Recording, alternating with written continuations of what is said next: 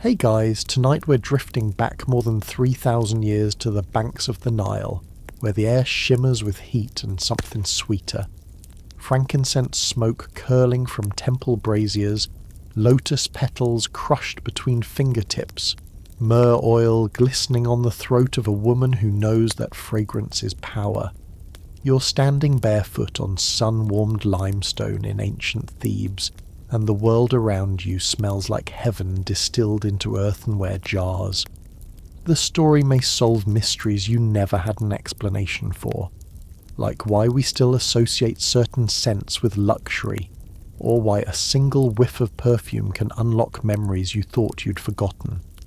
So, before you explore the story with me, please take a moment to help me subscribe to the channel, like and share this video, or maybe leave a comment below, but make sure you do it when you really like what I bring to you. Tell me where you're watching from tonight, whether you're tucked under blankets in Oslo or listening to rain on a tin roof in Jakarta. Maybe you've got a favourite perfume yourself, something your grandmother wore or a scent that takes you back to a specific summer. I'd love to hear about it. Now let's keep the lights as soft as possible. Turn on the fan for a gentle sound to help the story feel more emotional, and let's embark on tonight's journey together. The sun hasn't fully risen yet. You can see it bleeding pink and gold along the eastern horizon, turning the Nile into a ribbon of molten copper. You're in the inner courtyard of Hathor's temple, and your bare feet whisper across tiles still cool from the night. Around you, other women move in practiced silence, some carrying shallow bowls of water, others cradling bundles of dried herbs that crackle softly when they walk. You're one of them now, a perfume priestess, though the title sounds grander than the work.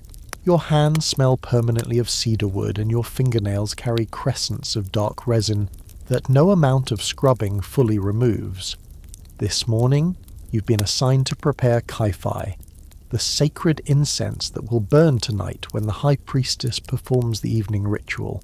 It's not your first time making it, but every batch feels like a small act of alchemy. 16 ingredients. 40 days of preparation if you do it properly, though you're working with a batch someone else started weeks ago. You kneel beside a low table scattered with mortars, pestles and small linen bags tied with twine. The chief perfumer, an older woman named Mariette whose eyes are perpetually red from decades of smoke, gestures for you to begin grinding the dried juniper berries.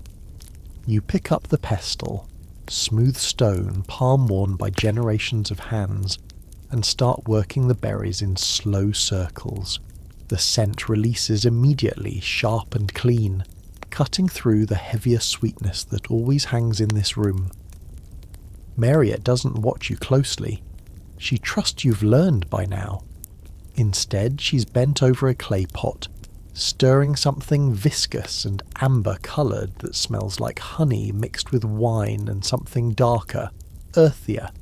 Raisins, you remember. Soaked in red wine for 7 days, then mashed into paste.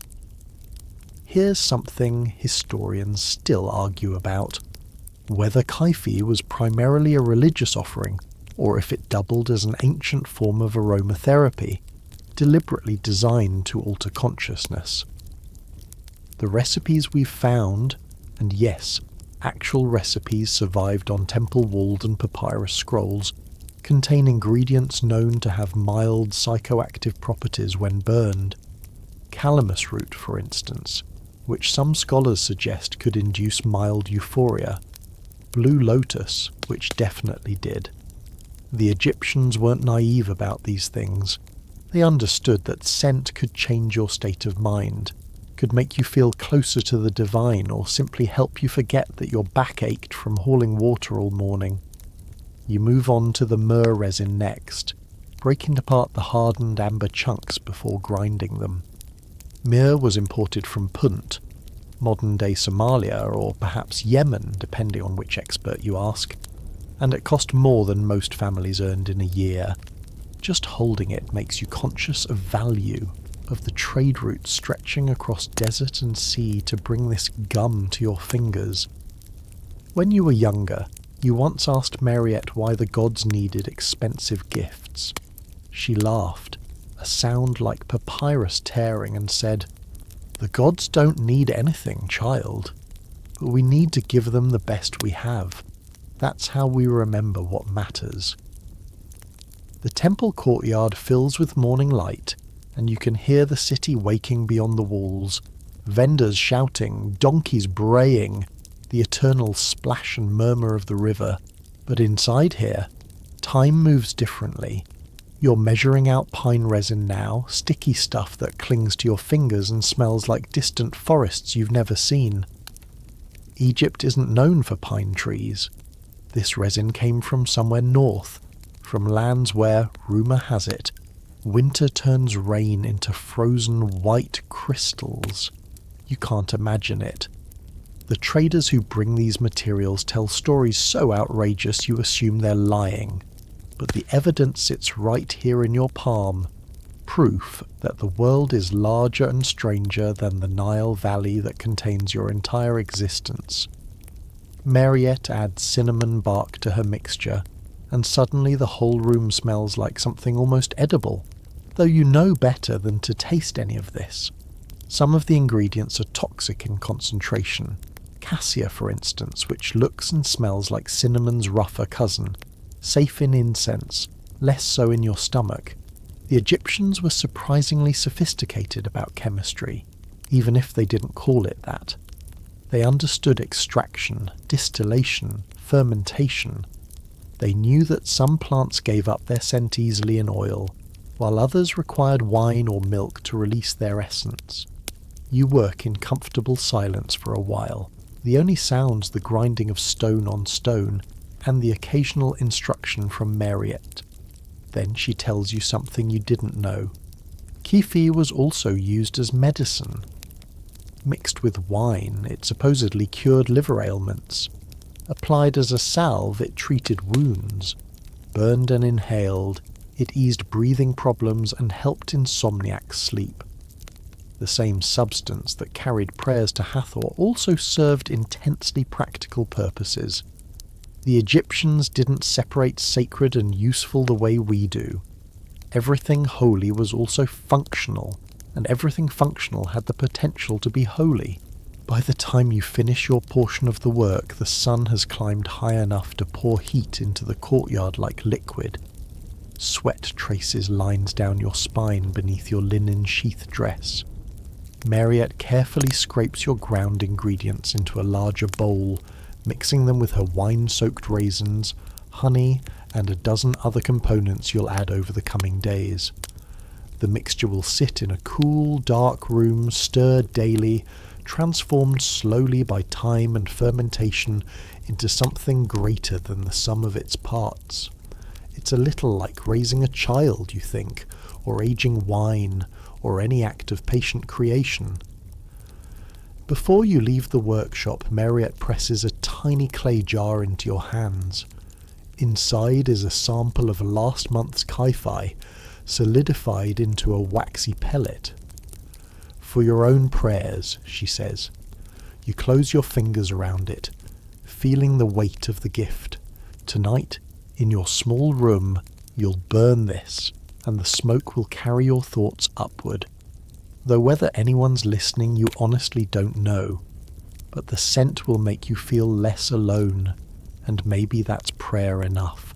You step out of the temple workshop into the full blaze of midday, and the heat wraps around you like a physical thing, thick and insistent.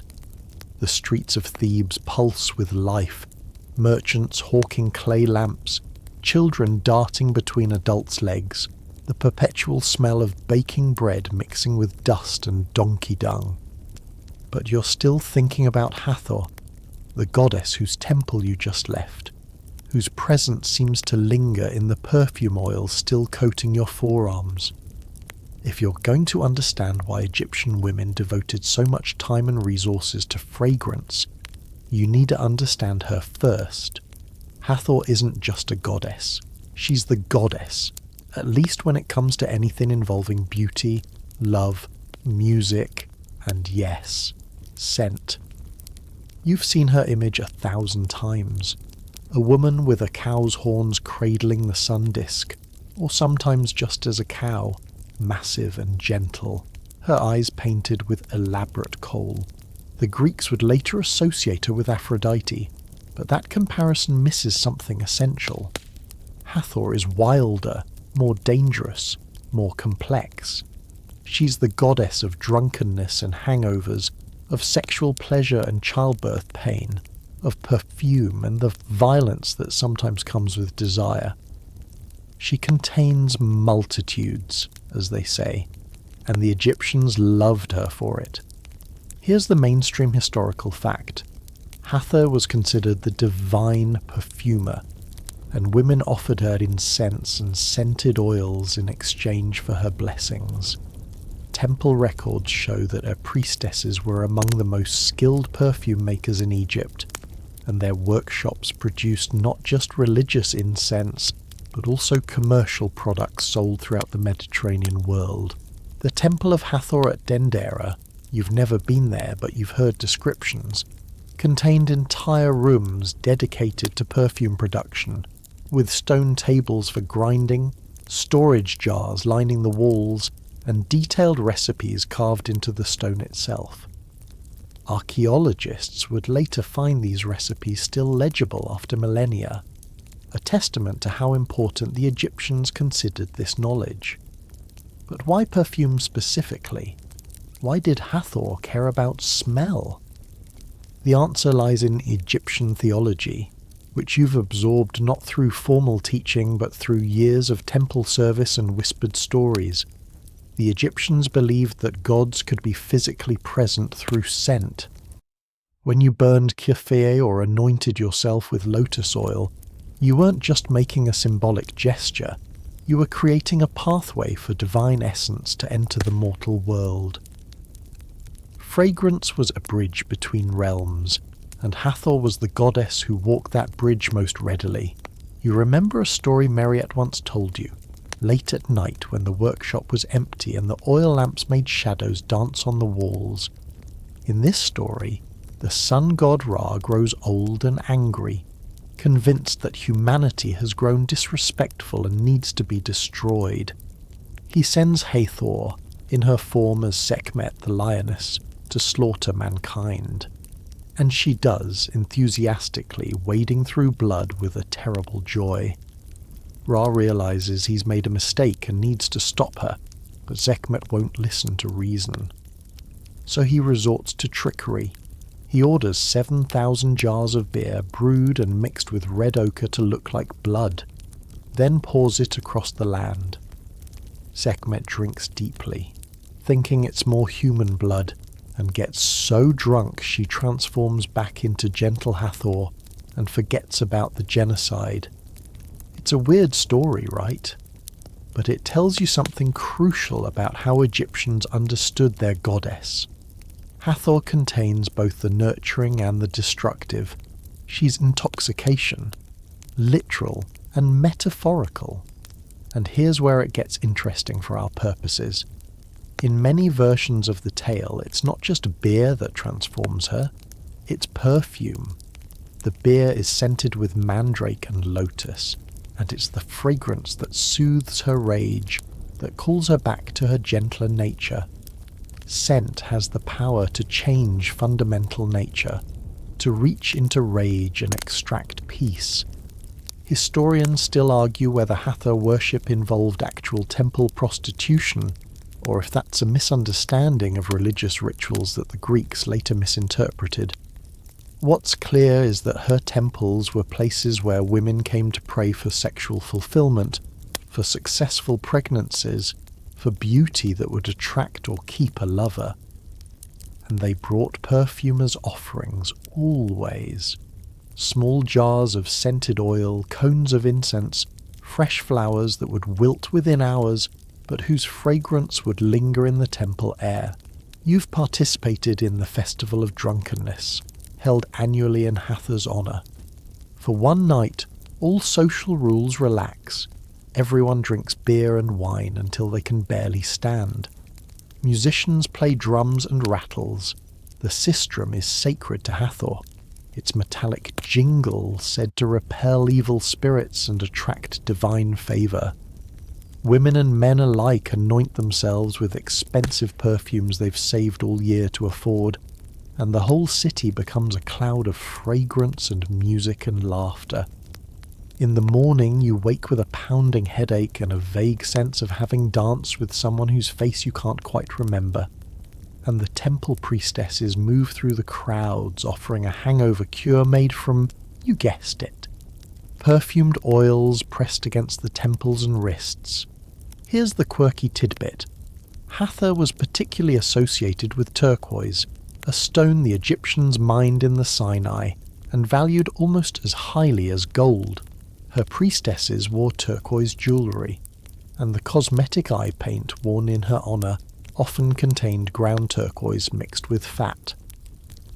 When you've prepared perfumes for her festivals, you've sometimes added a tiny amount of turquoise powder to the mix, not enough to change the scent, but enough to make the offering more pleasing to her.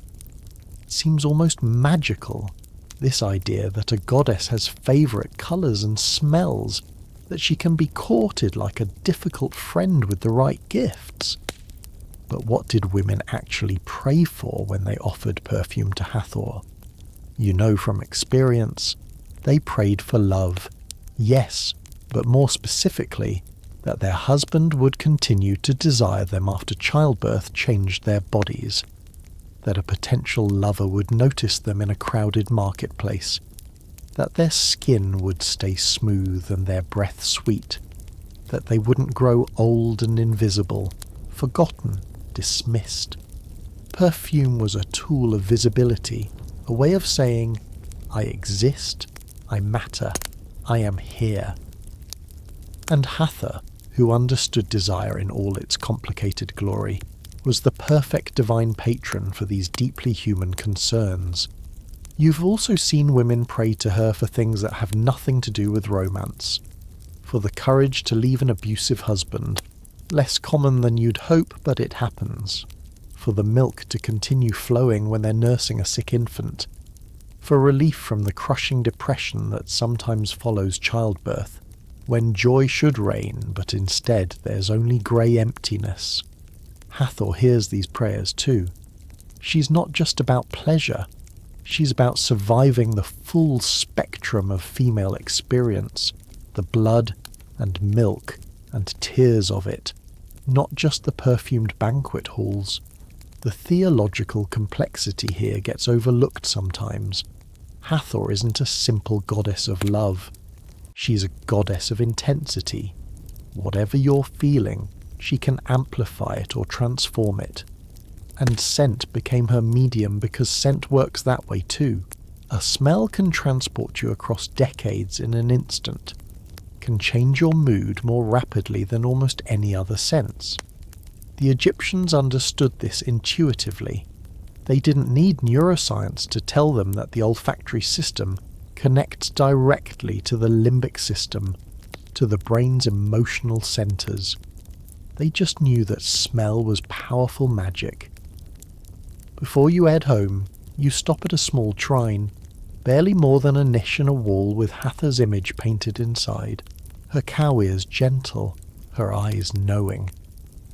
Someone has left fresh lotus flowers, already beginning to wilt in the heat. You touch your fingers to your lips, then to the painted stone, and whisper a prayer you've said 100 times. Lady of perfume, let me be remembered sweetly. It's what all of us want, really. To leave a pleasant scent in the memories of those who knew us. To be associated with beauty rather than decay. Hathor knows this about humans, and she doesn't judge us for it. She simply offers the tools, perfume, music, love, intoxication, and lets us choose how to use them. You're back in the temple workshop 3 days later, and Marriott is showing you something that looks like thick, dark honey, but smells like every mysterious forest and exotic spice market compressed into a single jar. This is Kefi in its nearly finished form, and you're watching 40 days of patient work reach its conclusion. The mixture has fermented, darkened, developed complexity the way wine does with age. Mariette lets you stir it, and your wooden paddle moves through the paste with satisfying resistance, releasing waves of fragrance that make your head feel pleasantly light, almost floaty. This is the part they don't put in the temple records, how the perfume makers themselves get a little drunk on their own creations, how you spend enough time around Kefi and suddenly your anxieties seem less pressing, your sleep deeper, your dreams stranger. Kefi is arguably ancient Egypt's most famous perfume, and for good reason. While other cultures were still figuring out that burning things could smell nice, the Egyptians had perfected a 16-ingredient recipe that required more skill than most people apply to their entire careers. You've memorized the components by now. Myrrh, juniper berries, frankincense, cinnamon, calamus, pine resin, cassia, wine, honey, raisins, rush, cardamom, mint, bitumen, and 2 others that vary depending on which temple you're working in. Some recipes call for cypress, others add spikenard. The exact proportions are trade secrets, passed down through generations of perfumers who understand that the difference between average and transcendent is sometimes just a 1/4 ounce of one ingredient over another. Here's what the historical record tells us. Kefi wasn't just incense. The Greek historian Plutarch wrote about it centuries later, describing how Egyptians burned it in the evening as a form of relaxation therapy. The recipe he recorded matches reasonably well with the formulas carved in temple walls at Edfu and Philae, suggesting that the tradition remained relatively consistent across centuries. The name itself probably derives from the Egyptian word kap, meaning to perfume or fumigate. By the time Kefi reached Greece and Rome, it had become a luxury item sold in the markets of Athens and Alexandria, purchased by wealthy foreigners who wanted a piece of Egyptian mysticism in their homes. But here's the quirky part that gets less attention. Kefi was marketed as a sleep aid and dream enhancer. Egyptian medical texts, the kind written on papyrus and tucked into physicians' bags, prescribe it for insomnia, recommending that patients burn it in their bedrooms before sleep. And not just any sleep, but sleep filled with prophetic dreams. The Egyptians took dreams seriously. They believed dreams were messages from the gods, glimpses of the future, or sometimes just your dead relatives checking in to make sure you were keeping up with the family tomb maintenance. A perfume that could make dreams more vivid, more memorable, more interpretable. That was valuable beyond simple luxury. That was a tool for navigating both the mortal world and the realms beyond it. You've experienced it yourself, on nights when you've burned Kefi in your small room, a privilege of working in the temple, getting access to scraps and samples the priestesses don't need. Your dreams have been unusually vivid, not necessarily pleasant, but memorable. You've dreamed of walking through gardens that don't exist, of conversations with your dead mother that feel more real than memories, of warnings about people you should avoid or opportunities you should pursue. Whether the Kefi actually causes this, or whether you're simply more attentive to your dreams when you burn it, you can't say. Does it matter? The outcome is the same. Mariette lets you help form the finished Kefi into small cones, each one shaped by hand and left to dry on linen cloth spread across the work table. Your fingers grow black with the paste, and the scent soaks into your skin so thoroughly you'll smell like Kefi for days. Other perfumers will recognize it immediately. It's like a professional signature, proof that you're working on the sacred batches rather than the common incense sold in the marketplaces. There's a hierarchy even in perfume work. The women who make Kefi for temples occupy a higher status than those who produce simple lotus oil or cheap myrrh paste for embalming. Historians still argue whether the psychoactive properties of Kai-Fi were intentional or just a happy accident. The Blue Lotus in particular contains apomorphine and nuciferine, compounds that produce mild euphoria and, in higher doses, sedation and altered consciousness. The Egyptians depicted Blue Lotus everywhere. In tomb paintings, on temple walls, carved into furniture. Noble women are shown holding lotus flowers to their noses at banquets, and scholars debate whether this was purely decorative or whether they were essentially getting high at dinner parties. The smart money is on both. The Egyptians enjoyed beauty for its own sake, but they also appreciated substances that made them feel good. Calamus root, another Kifi ingredient, has similar properties. Modern testing shows it contains acerone, which in sufficient quantities produces stimulant and potentially hallucinogenic effects. The Egyptians wouldn't have known the chemical names, but they certainly understood the effects. They weren't naive. They'd been working with mind-altering substances for thousands of years. Opium from poppies, mandrake for pain relief, various herbs for everything from contraception to inducing labour. The idea that they accidentally created a psychoactive incense strain's credibility. More likely they knew exactly what they were doing and considered altered consciousness a feature, not a bug. You watch Marriott burn a test cone, evaluating the scent as it rises in grey-blue coils toward the ceiling. She closes her eyes, breathes deeply, nods with satisfaction. This batch is good. It'll be distributed to the evening rituals throughout the month, burned while priestesses sing hymns to Hathor and Ra, while petitioners bring their prayers and offerings, while the temple transitions from day to night, and the boundary between mortal and divine grows thin. The scent of Kai-Fi marks that transition, signals to everyone breathing it that normal rules are temporarily suspended, that in this perfume darkness anything might happen. Before you finish for the day, Marriott tells you a story you haven't heard before. She says that in the old days, and she means the really old days, back when the pyramids were new and the kings still thought they'd live forever, the recipe for Kifi was different. More ingredients, stranger ones. She's heard rumours of versions that included small amounts of crocodile musk, or powdered scarab beetles, or even drops of menstrual blood from virgin priestesses. You must make a face because she laughs, that dry papyrus sound again. Don't look so shocked, she says. People have always believed that adding something of yourself to perfume makes it more powerful. Your essence in the essence. You can't tell if she's joking or passing on genuine tradition.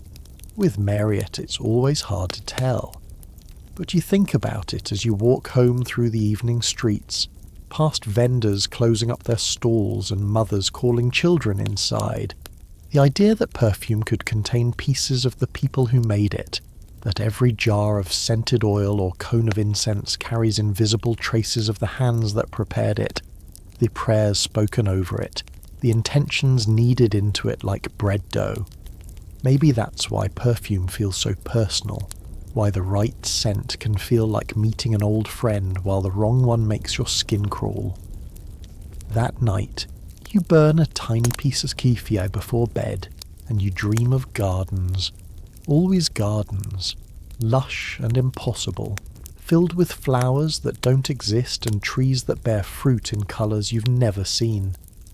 In the dream, Hathor walks among the plants, not as a cow or a woman, but as pure presence, and when she passes, flowers bloom and release perfume so intense it becomes visible, like coloured smoke.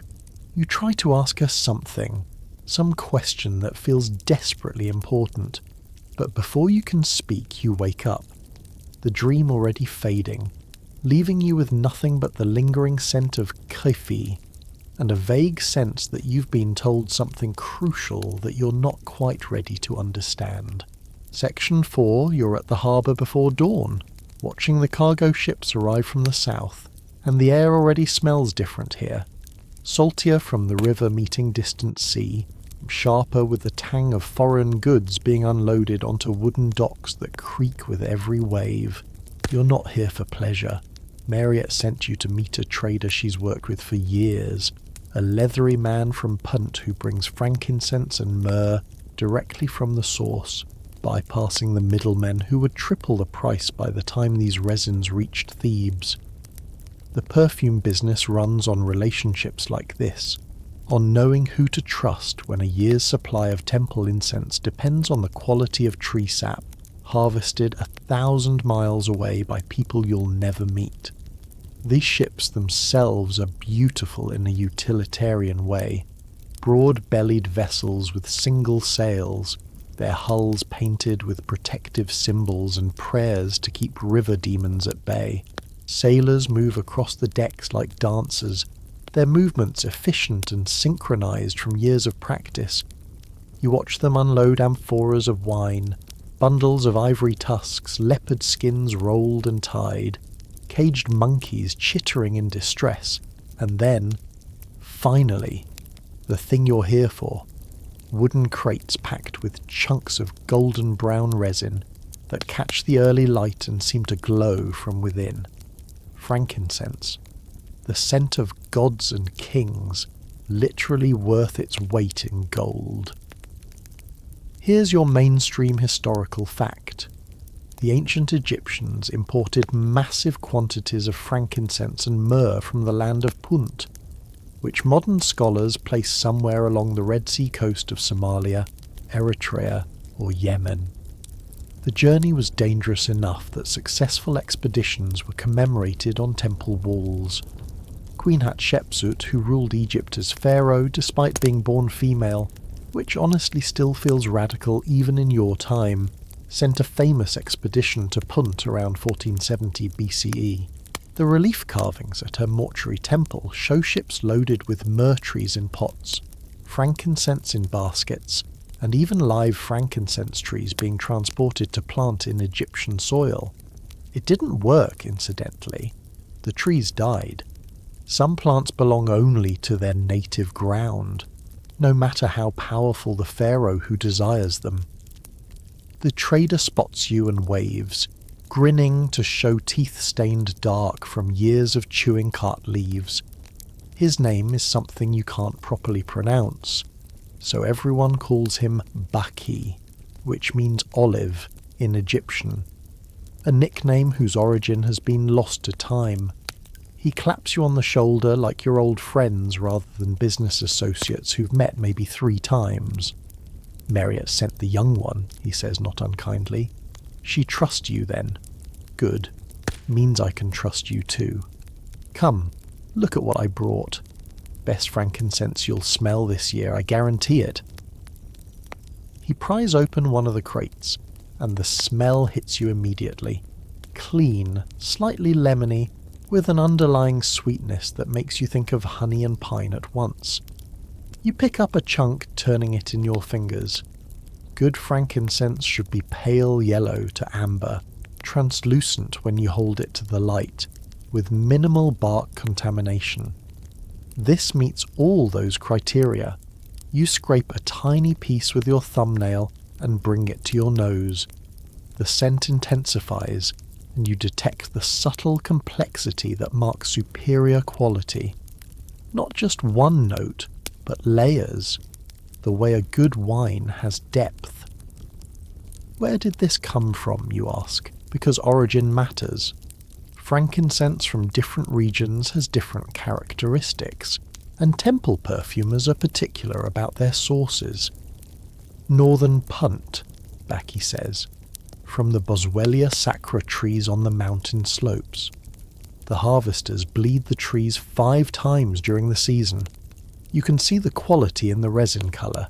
First harvest is too soft, last harvest too dark. This is 3rd and 4th harvest. Perfect balance.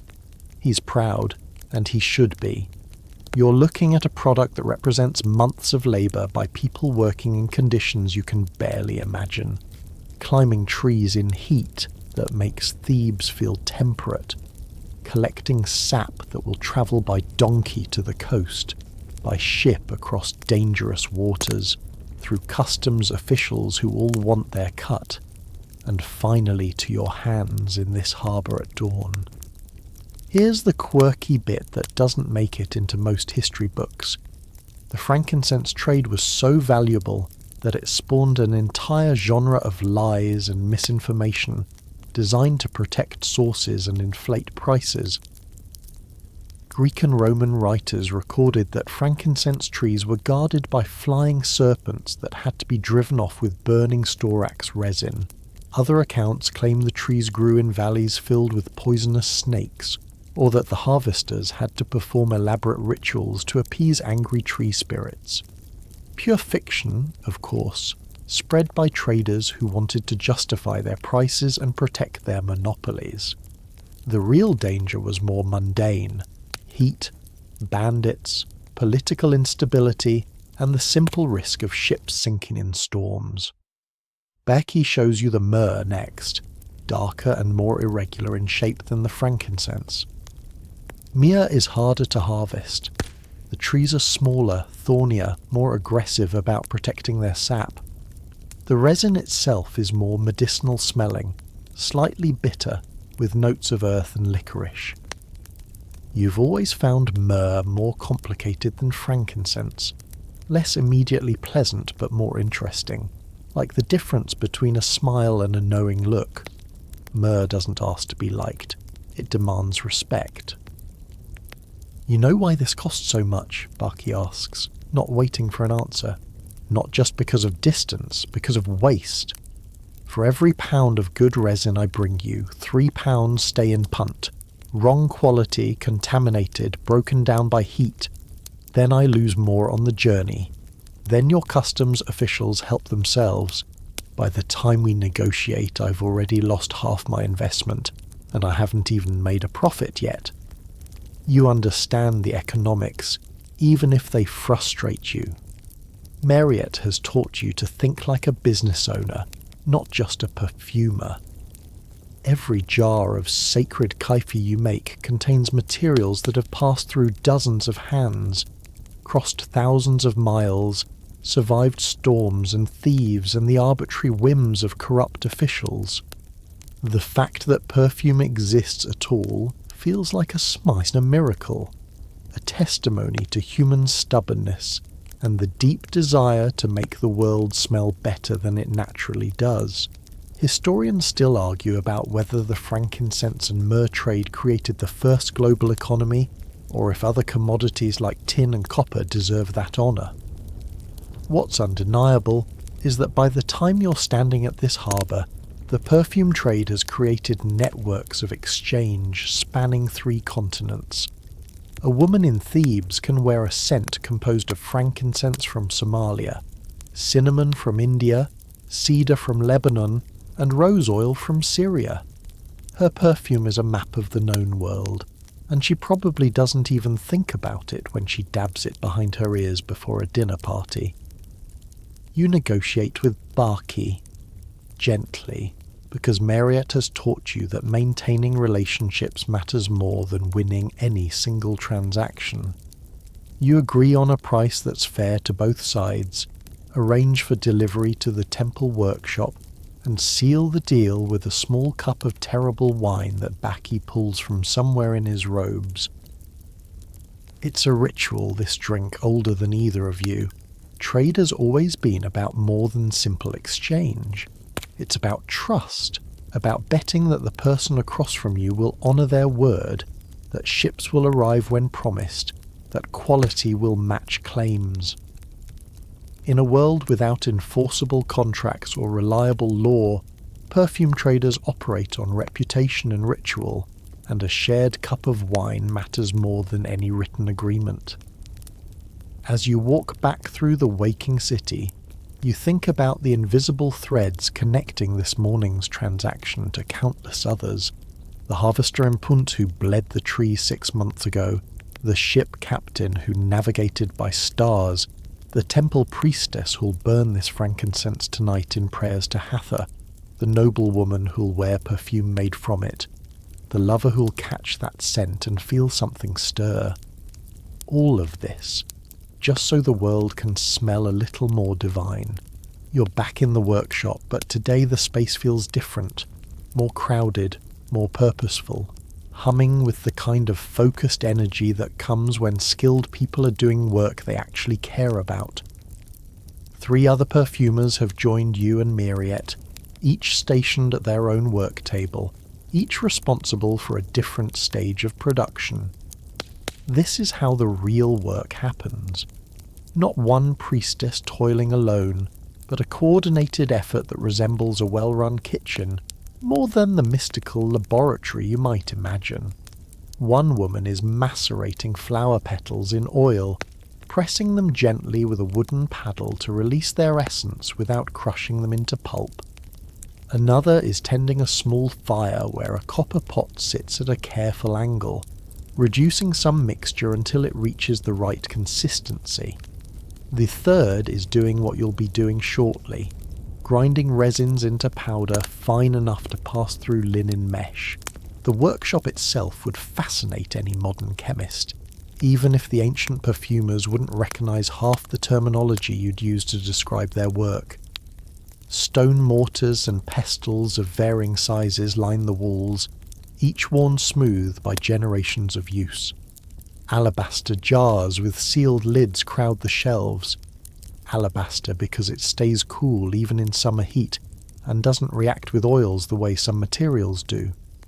Bronze and copper tools hang from hooks, their surfaces darkened with age and use. In the corner, several large ceramic amphoras contain different carrier oils. Moringa oil, which the Egyptians call ben oil, prized because it doesn't go rancid as quickly as others. Castor oil, thick and stable. And your personal favourite Balanos oil from the desert date, which has a subtle sweetness that enhances rather than competes with other fragrances. Here's what the archaeological record shows. Egyptian perfumers were essentially doing cold enfleurage and hot maceration, techniques that wouldn't be formally named or systematized until French perfumers codified them thousands of years later. They understood that different flowers release their scent best in different conditions. Lotus and lily needed gentle cold extraction, petals pressed into fat or oil over days, the fat absorbing the fragrance molecule by molecule. Rose and jasmine responded better to heat, their scent unlocking when gently warmed in oil, but destroyed if the temperature climbed too high. The perfumers didn't know about chemical compounds or molecular structures, but they knew what worked, and they'd refined their techniques across centuries until the knowledge became instinctive. Myriette assigns you to work with frankincense today, which means grinding. You select a mortar, medium-sized, smooth basalt, cool to the touch, and begin breaking down the resin chunks into progressively smaller pieces. The work is meditative, almost hypnotic. Your arm moves in steady circles, the pestle finds its rhythm, and your mind drifts while your hands continue their skilled labour. This is the part of perfume making that nobody celebrates, the tedious foundation that makes beauty possible. Before anything can smell divine, someone has to grind it into powder fine enough to mix smoothly, and that someone is usually the youngest person in the workshop. The woman macerating flowers, her name is Neferet, and she's been doing this longer than you've been alive, starts singing softly, one of the old working songs that helps maintain rhythm. The others join in, and suddenly the workshop feels less like a place of business, and more like a gathering of friends, which in some ways it is. Perfumers form a kind of guild, though not formally recognised.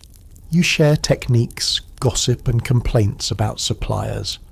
You attend each other's family celebrations and mourn each other's losses. This scent of the workshop gets into your clothes and hair and skin, marking you as one of this particular tribe. Here's your quirky detail. Some of the tools you're using are older than the current dynasty. That pestle in your hand. It was already ancient when Hatshepsut sent her ships to Punt. The larger amphoras storing carrier oils bear marks from multiple temples, passed around or sold as institutions rose and fell.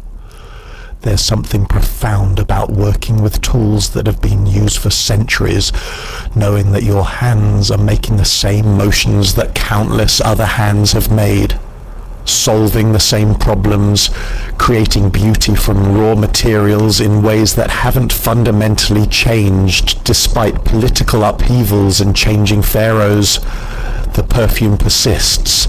Mariette walks between the tables, checking everyone's progress, offering corrections or encouragement as needed. When she reaches you, she picks up a pinch of your ground frankincense and rubs it between her fingers, testing the texture. "Finer," she says, not unkindly. "You're rushing. Take your time. Perfume can't be hurried." You nod and adjust your technique, leaning into the grind with more patience, breaking down the stubborn particles that resist easy crushing. The process of making perfume is slower than most people imagine. That jar of lotus oil that a noblewoman might buy in the market. It started weeks earlier with someone harvesting lotus flowers at dawn, when their scent is strongest. The petals were layered between fat spread on glass or stone, left in a cool room, replaced daily with fresh flowers until the fat became saturated with fragrance. Then the fat was gently warmed and strained through linen to remove plant matter, mixed with oil to create a workable consistency, and finally poured into containers that were sealed with beeswax and labelled with the date and flower source. The finished product represents dozens of hours of labour and hundreds of individual lotus flowers, all to create a few ounces of scented oil. Historians still argue about whether Egyptian perfumers discovered distillation. Some evidence suggests they did, at least in rudimentary form.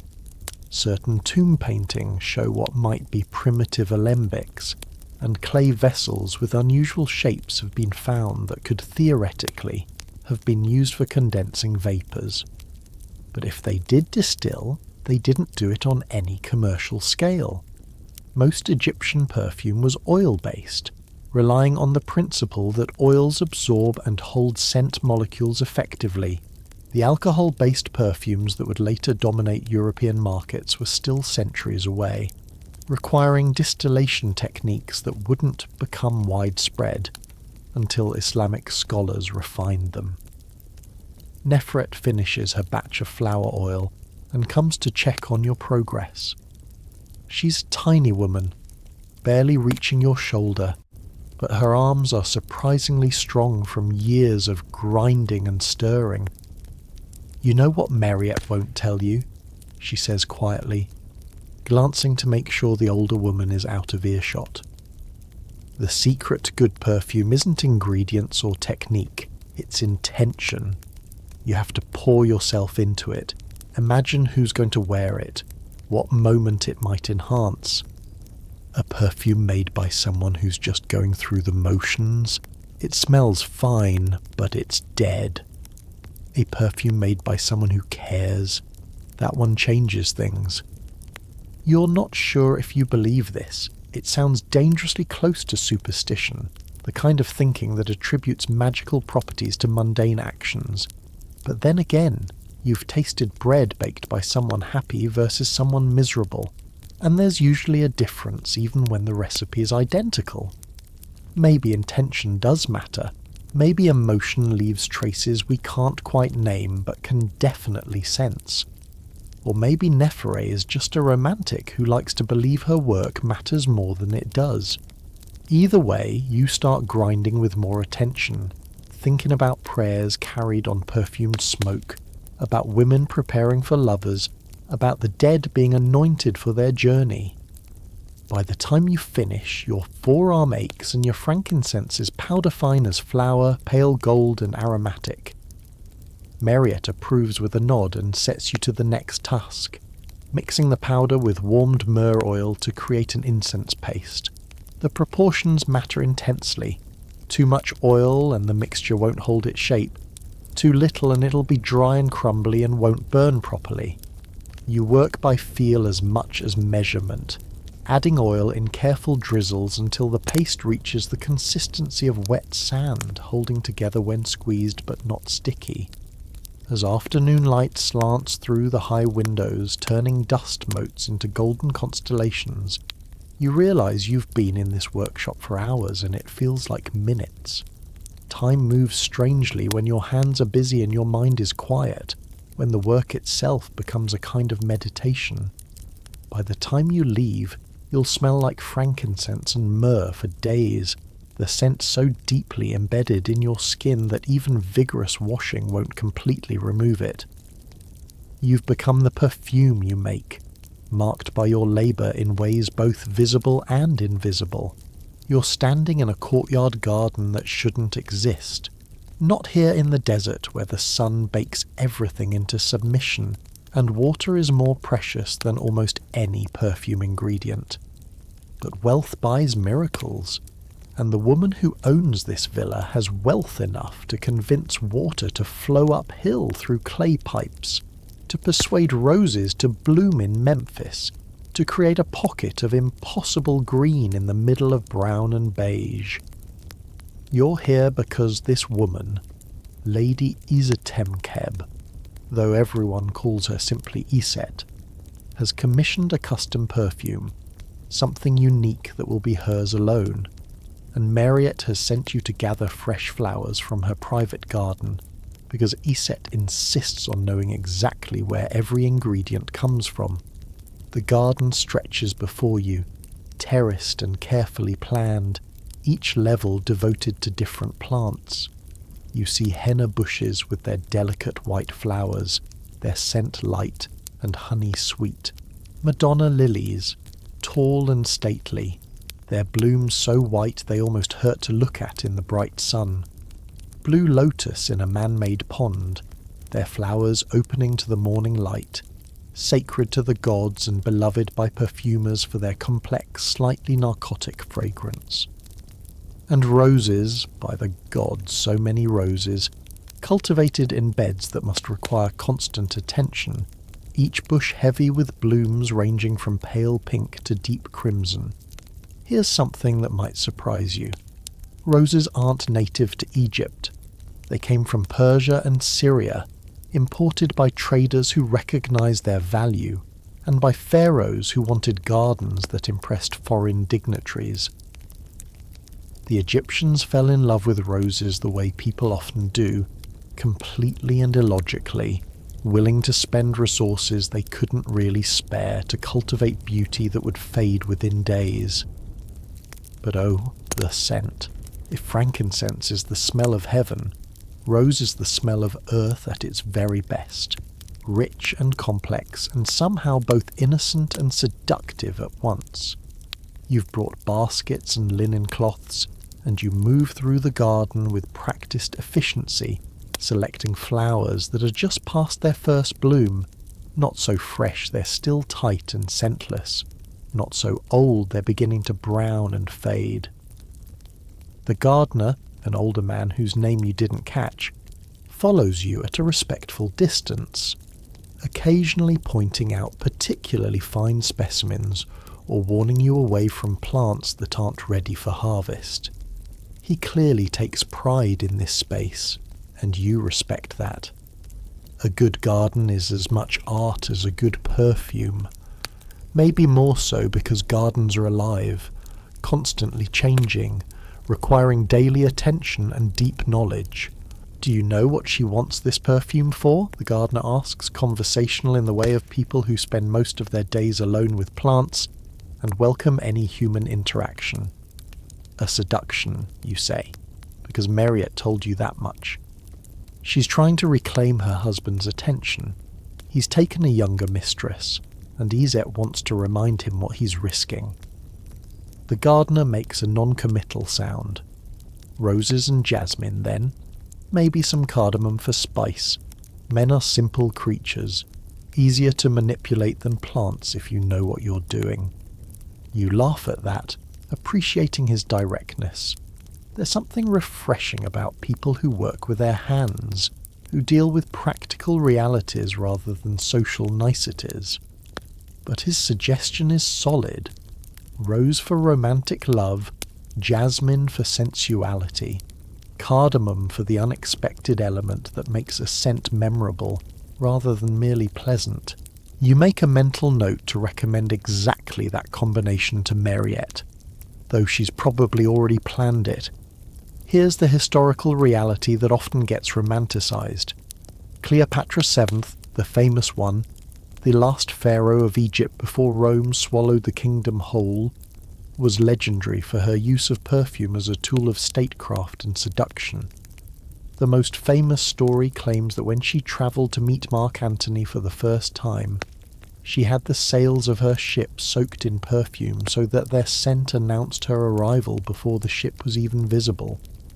Another account describes her bedroom floors covered ankle-deep in rose petals, the sheer extravagance of it making a statement about power and sensuality that words couldn't match.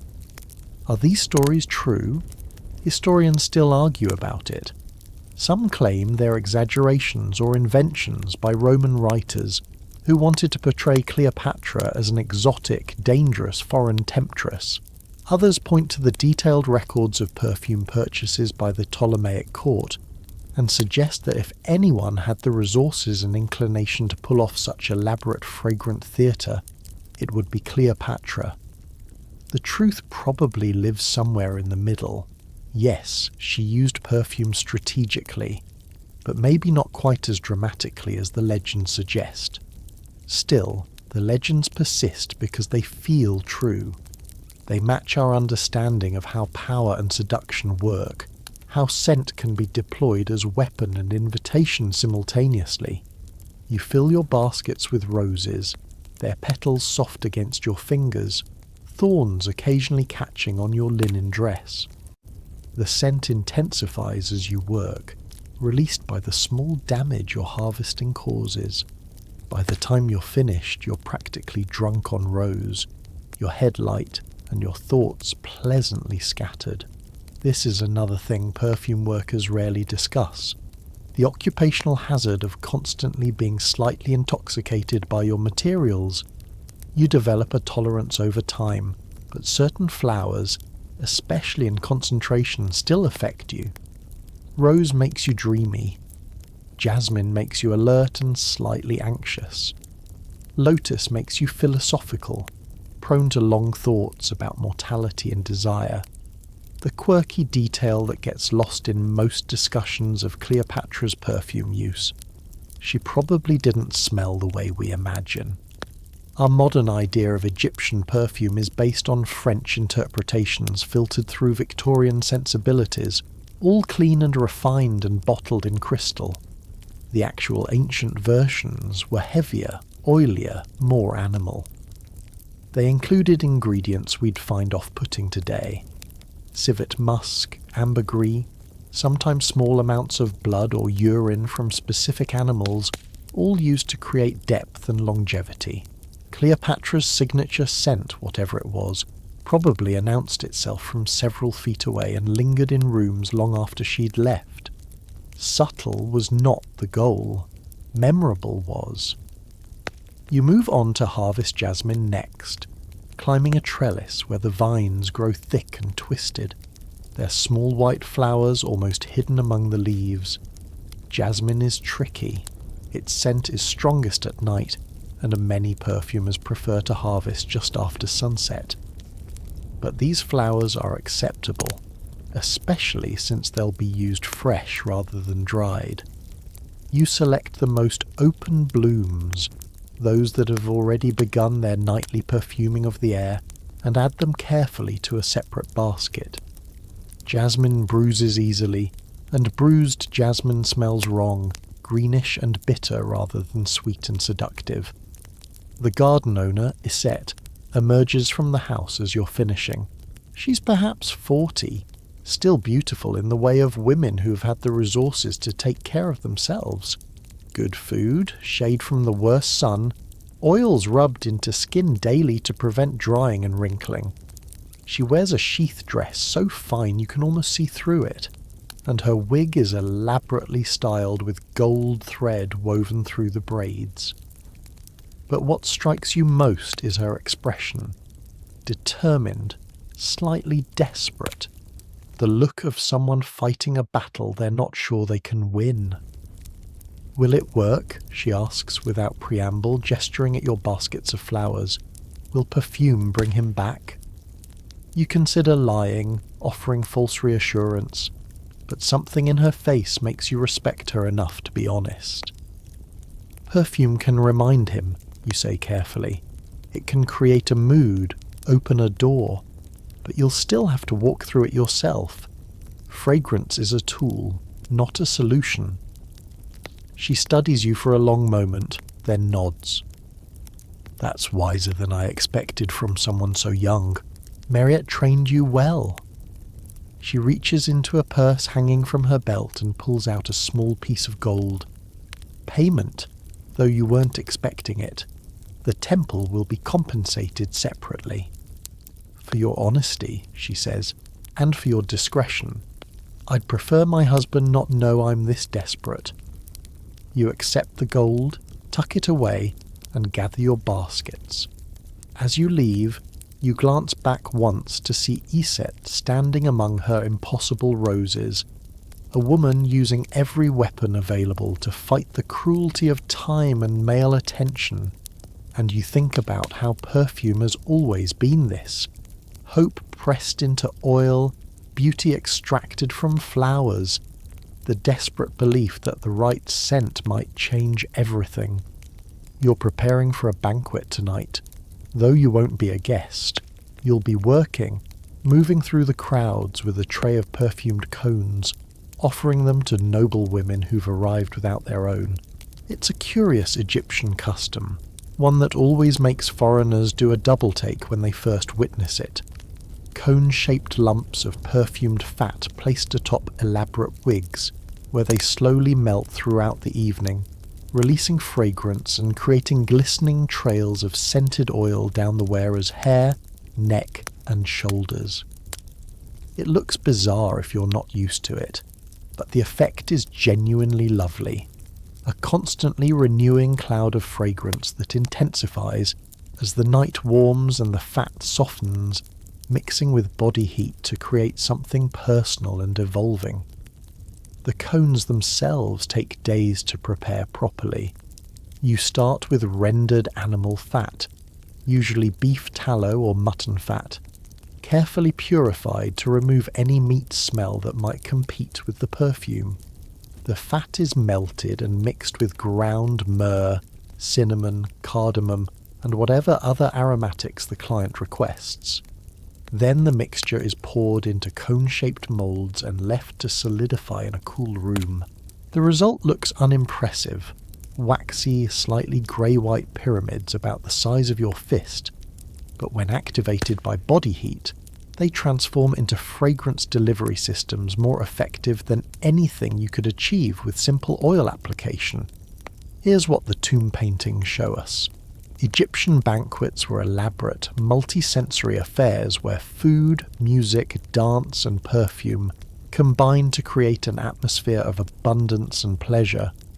The walls of nobles' tombs are covered with banquet scenes.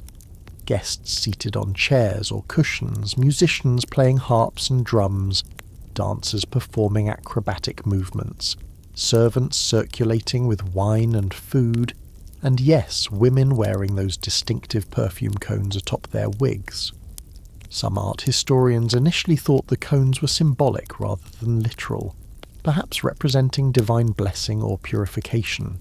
But chemical analysis of residue in serving vessels and fragments of fabric from mummy wrappings confirms it. They really did wear melting fat on their heads, and it really was perfumed. You're making cones for tonight's banquet now, working at a table in the temple workshop that's been designated for commercial orders. The temple perfumers do this work to fund the sacred operations. the kephi for rituals, the oils for anointing priests, the incense for daily prayers. The wealthy pay premium prices for perfume cones made by temple artisans, knowing the quality will be superior to what they'd get from market vendors who cut corners and substitute inferior ingredients. Your hands work automatically at this point. Measure in fat, mixing in ground aromatics, testing consistency, pouring into moulds. You've made hundreds of these, maybe thousands. Mariette walks by and pauses to check your work. She picks up one of your finished cones, brings it to her nose, inhales deeply. Good, she says, which from her is high praise, though you could add a touch more myrrh. Rich people like to smell expensive, and myrrh announces wealth better than almost anything. You add another pinch of myrrh powder to your next batch, stirring it into the melted fat until it's evenly distributed. The scent is strong enough to make your eyes water slightly. Myrrh in concentration has that effect, something sharp and resinous that cuts through other smells. But Mariette is right. When someone wears this, other guests will catch the scent and immediately recognize it as costly. Perfume has always been about signalling status as much as smelling pleasant. Here's the quirky detail that often gets overlooked. The melting cones had a practical purpose beyond just fragrance and status display. Egypt is hot. Banquets often lasted hours, sometimes stretching from sunset until dawn. The perfumed fat coating hair and skin provided a kind of moisturizing treatment, preventing the dry air from completely desiccating exposed skin. It also helped repel insects.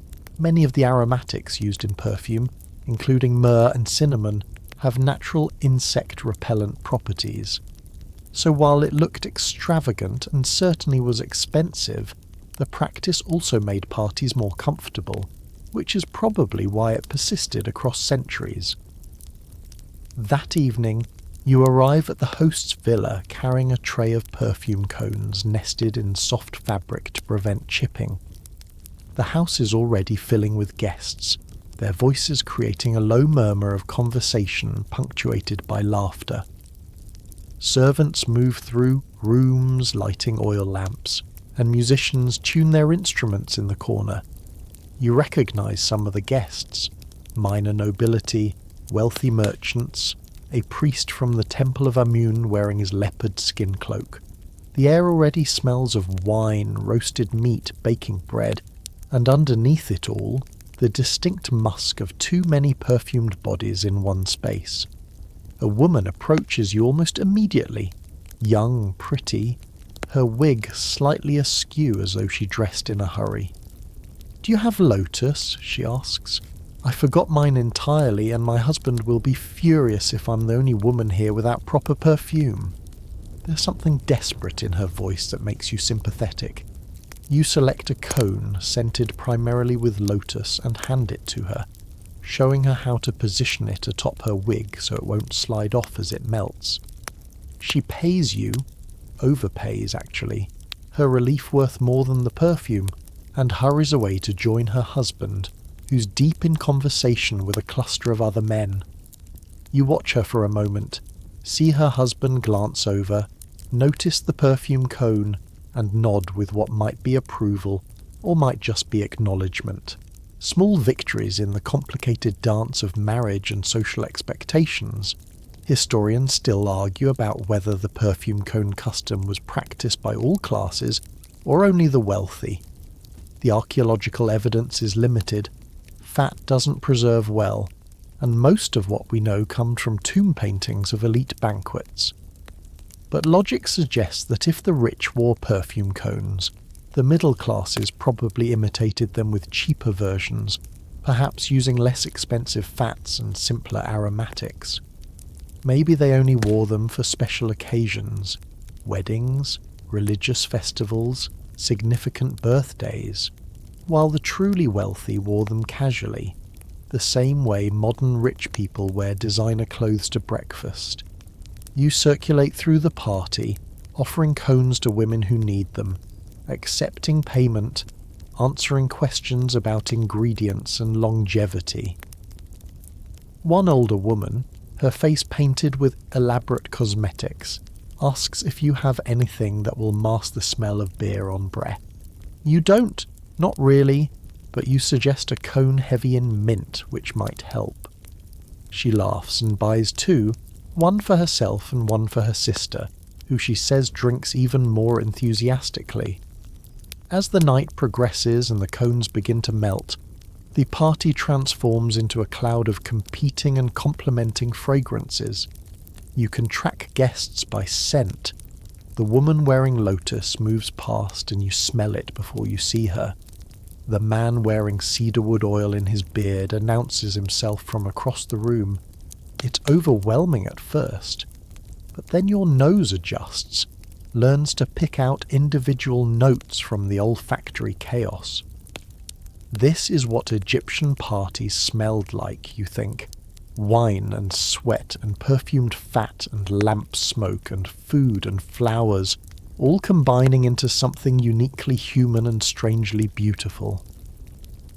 Late in the evening, you notice Isette, the woman whose garden you visited.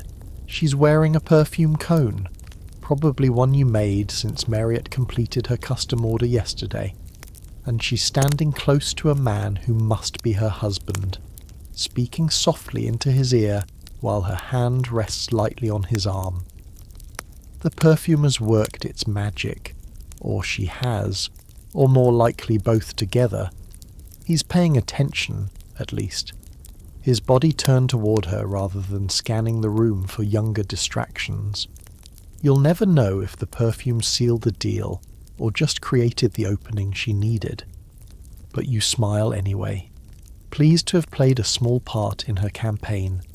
You're standing in a room that smells like death trying to become eternal, and it's both disturbing and strangely beautiful in the way that Egyptian religion always is. Never flinching from mortality, always insisting that something continues beyond the moment when breathing stops. The embalming workshop sits on the west bank of the Nile, where the sun sets and the dead are buried, where the boundary between this world and the next feels thinner somehow. You're here because Marriott has arranged for you to learn about mummification perfumes, the specialized oils and resins that preserve bodies for their journey through the underworld. It's not glamorous work, but it's essential, and the perfumers who specialize in funerary preparations are among the most respected in the profession. The chief embalmer, a man named Amenhotep, whose hands are permanently stained dark from decades of handling natron and resins, greets you without much warmth, but without hostility either. He's simply practical, a craftsman who understands that death is a business, and someone has to handle it professionally. The body on the table before him is in the early stages of preservation. Internal organs already removed and stored in canopic jars, the corpse packed in natron salt to draw out moisture. It'll stay like this for 40 days, the same length of time it takes to make proper kifai, which probably isn't a coincidence. The Egyptians loved their symbolic numbers. "You understand what we do here?" Amenhotep asks, not looking up from his work. He's applying a mixture of cedar oil to the body's skin, his movements practiced and efficient. We're not just preserving flesh. We're creating a vessel for the car to return to, a home for the soul between judgments. The perfumes matter because the gods notice how the dead smell. A properly anointed body receives better treatment in the afterlife. You don't know if you believe that literally, but you nod anyway. Whether or not the gods care about perfume, the living certainly do. Funeral rituals are as much for the survivors as for the deceased, providing comfort through familiar scents and expensive displays that prove the dead were loved and valued. A cheaply prepared mummy suggests the family didn't care enough to invest in a proper afterlife, which must haunt the survivors as much as it supposedly disadvantages the dead. Here's what the historical record tells us. Mummification was big business in ancient Egypt, with prices varying wildly based on quality. Herodotus, the Greek historian who visited Egypt in the 5th century BCE, described 3 tiers of service. The premium option included extensive use of myrrh and other expensive perfumes, careful removal and preservation of organs, and elaborate wrapping with dozens of layers of linen soaked in resin. The budget option involved injecting cedar oil into the body cavity and hoping for the best. Most people fell somewhere in the middle, purchasing what their families could afford, knowing that even basic mummification with cheap perfumes was better than nothing. Amenhotep shows you the oils and resins used in his work. There's cedar oil from Lebanon, thick and almost tar-like, valued for its preservative properties as much as its scent. Frankincense and myrrh resins, ground and mixed with fat to create an anointing paste. Palm wine infused with cinnamon and cassia, used to rinse body cavities. Bitumen from the Dead Sea, black and sticky, giving mummies their characteristic dark colour. The word mummy itself derives from the Persian word for bitumen, and underneath everything, the sharp mineral smell of natron, the desiccating salt that does most of the actual preservation work. The perfumes serve multiple purposes, Amenhotep explains, warming to his subject now that he's talking about technical details. Obviously they mask decomposition odours during the early stages, but they also inhibit bacterial growth. Myrrh especially has antimicrobial properties, though we didn't have that terminology. We just knew it worked.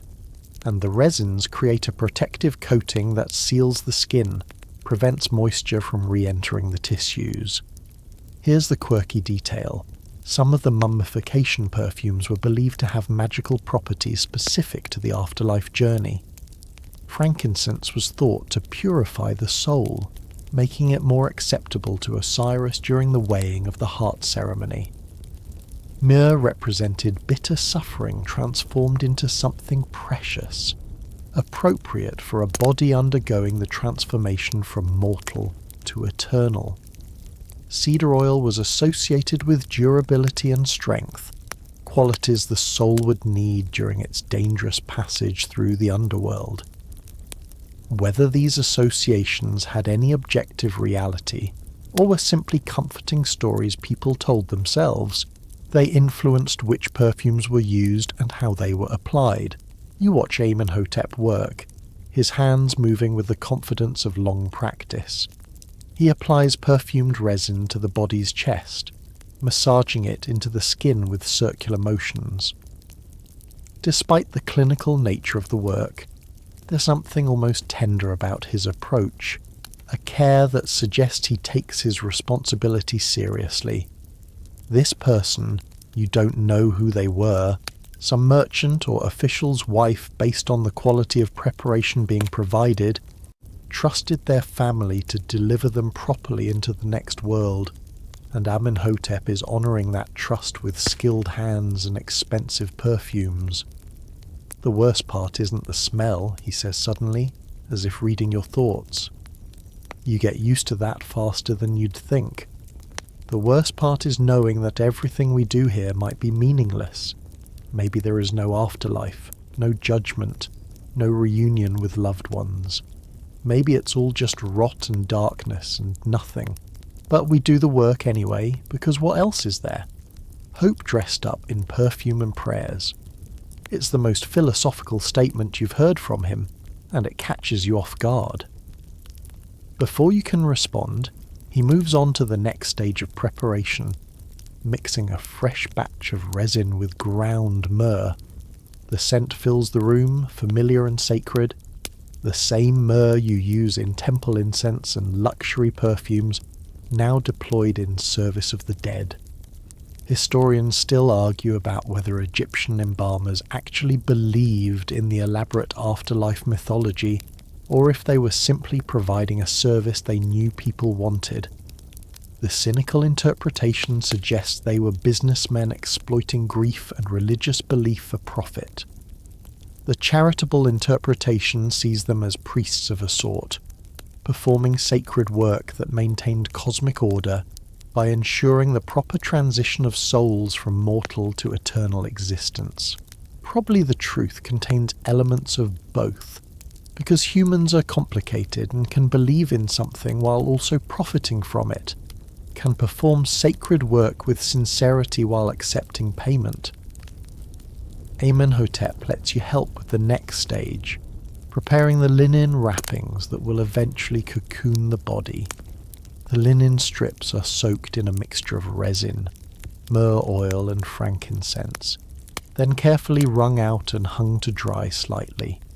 They should be saturated but not dripping, flexible but not wet. When wrapped around the body in dozens of overlapping layers, they'll create an aromatic armour that preserves what's inside while announcing to anyone who opens the tomb centuries later, someone loved this person enough to send them into eternity smelling divine.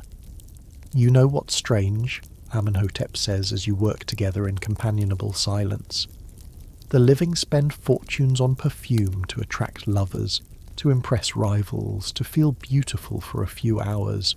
But the dead wear the most expensive perfumes of all. Perfumes that will last for thousands of years, and they'll never smell them. The perfume is entirely for others, for the gods, for the embalmers, for whoever eventually disturbs the tomb. It's the most generous use of fragrance imaginable. Pure gift, no personal benefit.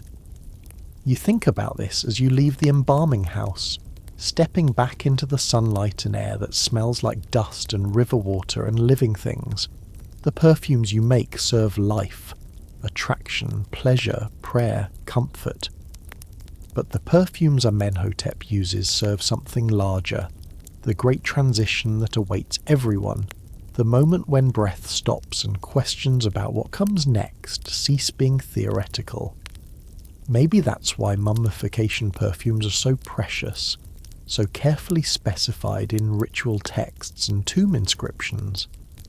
They're humanity's answer to mortality. If we can't prevent death, at least we can make it smell like something sacred. You're in the temple archive room when Marriott tells you the story that sends a chill down your spine despite the afternoon heat. She's showing you an old papyrus scroll brittle with age, containing perfume formulas passed down through generations of temple perfumers. Her finger traces one particular recipe, and she speaks quietly, as if the walls might be listening. "This one," she says, "is forbidden now, has been for 3 dynasties. But it used to be the signature scent of Pharaoh Amenhotep III, and when he died, the recipe was declared royal property. Anyone caught making it after his death was executed. 2 perfumers lost their heads for refusing to forget it." The concept of forbidden perfumes feels strange at first. How can you ban a smell? Control who's allowed to wear certain combinations of frankincense and myrrh? But the more you learn, the more you understand that in Egypt, where religion and politics intertwine like lovers in bed, everything can be regulated, and scent is no exception. Certain perfumes are restricted by law, by religious decree, or by customs so powerful they might as well be law. To wear the wrong perfume at the wrong time can be not just a social mistake but a criminal act, possibly even a death sentence. Here's what the historical evidence shows. Egyptian society had elaborate rules about perfume use during different periods and occasions. During mourning periods, perfume was generally forbidden except for specific funerary oils used in embalming. To wear recreational perfume while in official mourning was considered deeply disrespectful to the dead, suggesting you cared more about your own pleasure than honouring the deceased.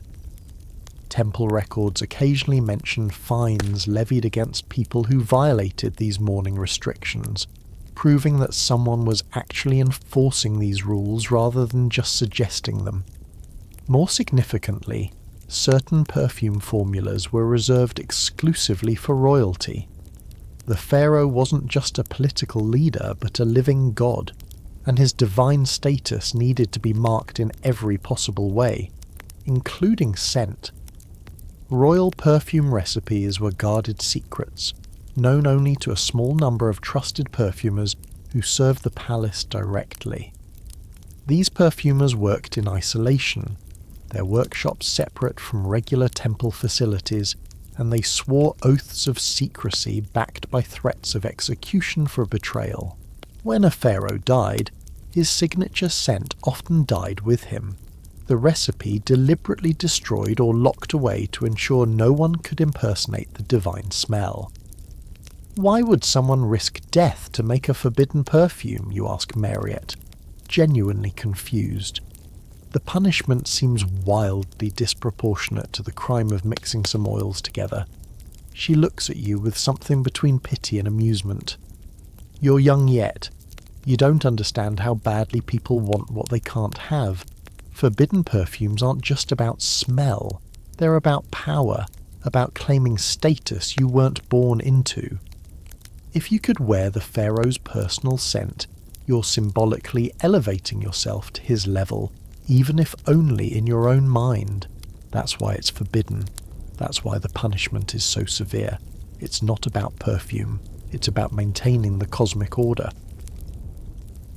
Here's a quirky detail that rarely makes it into history texts. Some perfumes were forbidden not for political reasons but for religious ones, specifically tied to ritual purity.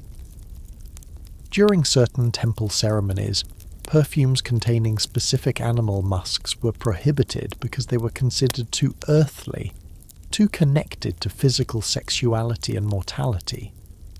Priests performing rituals to sun gods or creation deities needed to smell only of plants and resins, frankincense, myrrh, lotus, nothing that came from animal bodies. Breaking this rule didn't necessarily get you executed, but it did invalidate the ritual, potentially angering the gods and bringing bad fortune on the entire community. Mariette tells you about the mourning restrictions in more detail. When someone dies, their immediate family enters a formal mourning period lasting 70 days, the same length of time required for proper mummification. During this period, mourners are expected to present themselves as visibly grief-stricken. Unwashed hair, torn clothing, no cosmetics, and absolutely no recreational perfume. Only the strictly necessary, perhaps a bit of oil to prevent skin from cracking in the dry air, but nothing that suggests pleasure or vanity. The wealthy find this particularly difficult. They're accustomed to perfuming themselves multiple times daily, to never appearing in public without their signature scent. 70 days without perfume must feel like 70 days naked. I've seen people try to cheat, Mariette says, a smile playing at the corners of her mouth. They'll apply just a tiny amount of scented oil, thinking no one will notice.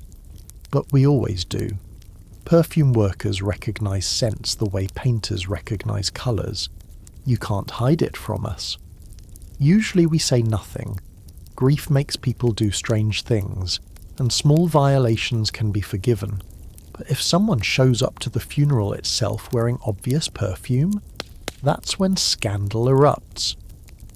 Historians still argue about whether these perfume restrictions were consistently enforced, or if they were more like guidelines that people followed when convenient. The archaeological record shows that some tombs contained perfume jars alongside the burial goods, which seems to contradict the idea that mourning required perfume abstinence. But perhaps those jars were meant for the deceased's use in the afterlife rather than for the mourners. Or perhaps the rules varied by region and dynasty, strict in some periods and places, relaxed in others. Ancient Egypt spanned 3,000 years, longer than the entire history from the fall of Rome to today. so assuming consistent practices across that time span is probably naive. You ask Marriott if she's ever been tempted to recreate one of the forbidden royal perfumes, just to know what it smelled like. She gives you a sharp look. Every perfumer is tempted, she admits. We have the recipes, at least some of them. We have the skills. We could do it easily. But some knowledge is dangerous not because of what it is, but because of what happens if you use it. A forbidden perfume made in secret, worn in private. Who would know? But if even one other person catches the scent and recognizes it, if they report you, if the palace guards come asking questions, your head ends up decorating a pike, and your family loses everything. Is satisfying curiosity worth that risk? She pulls out another scroll, this one more recent, and shows you a list of perfumes restricted during specific festivals. During the Opet festival, when the statue of Amun travels from Karnak to Luxor, certain scents are prohibited in the processional path because they might offend the god. During the beautiful festival of the valley, when the living visit tombs to feast with the dead, strong perfumes are discouraged because they might mask the scent of offerings. The dead supposedly enjoy the aroma of food and drink, and overpowering personal perfumes are considered rude, like talking loudly during someone else's conversation. The rules aren't arbitrary, Marriott explains, seeing your skeptical expression. Each restriction has a reason, even if the reason is sometimes just because that's how we've always done it. Traditions accumulate meaning over time. What starts as one pharaoh's preference becomes sacred custom, becomes punishable law, and perfume, because it's invisible but undeniable, because it affects everyone nearby whether they consent or not, becomes a perfect vehicle for these social controls. You think about modern uses of perfume, how even in your time there are unspoken rules about scent. Don't wear heavy perfume to temple. It competes with the incense. Don't perfume yourself before visiting the sick. Strong smells can trigger nausea. Don't wear seductive scents to funerals or overtly expensive perfumes to visit poor relatives. The rules may not be enforced by execution, but they're real nonetheless, written in social consequences rather than legal codes. Before you leave the archive room, Marriott makes you promise something. If you ever discover a forbidden formula, she says seriously, tell me immediately. Don't try to make it, don't even write it down. Some knowledge should stay lost. The perfumes of dead pharaohs belong to the dead. Let them keep their secrets. You promise, though privately you wonder if you'd keep that promise if you actually found something extraordinary. The temptation to create something forbidden, to smell what gods once smelled, must be enormous. But you also remember the story of the two perfumers who lost their heads, and you think maybe some curiosities are best left unsatisfied, some fragrances better imagined than experienced. You're walking through what can only be described as an earthly paradise, though calling it a garden feels inadequate for the scale and ambition of what you're witnessing. This is the temple garden of Karnak, acres of cultivated beauty devoted entirely to producing flowers, herbs, and plants for perfume production. The air itself feels thick with competing fragrances, not unpleasant but overwhelming in its complexity, like trying to listen to 50 conversations simultaneously. Everywhere you look, something is blooming.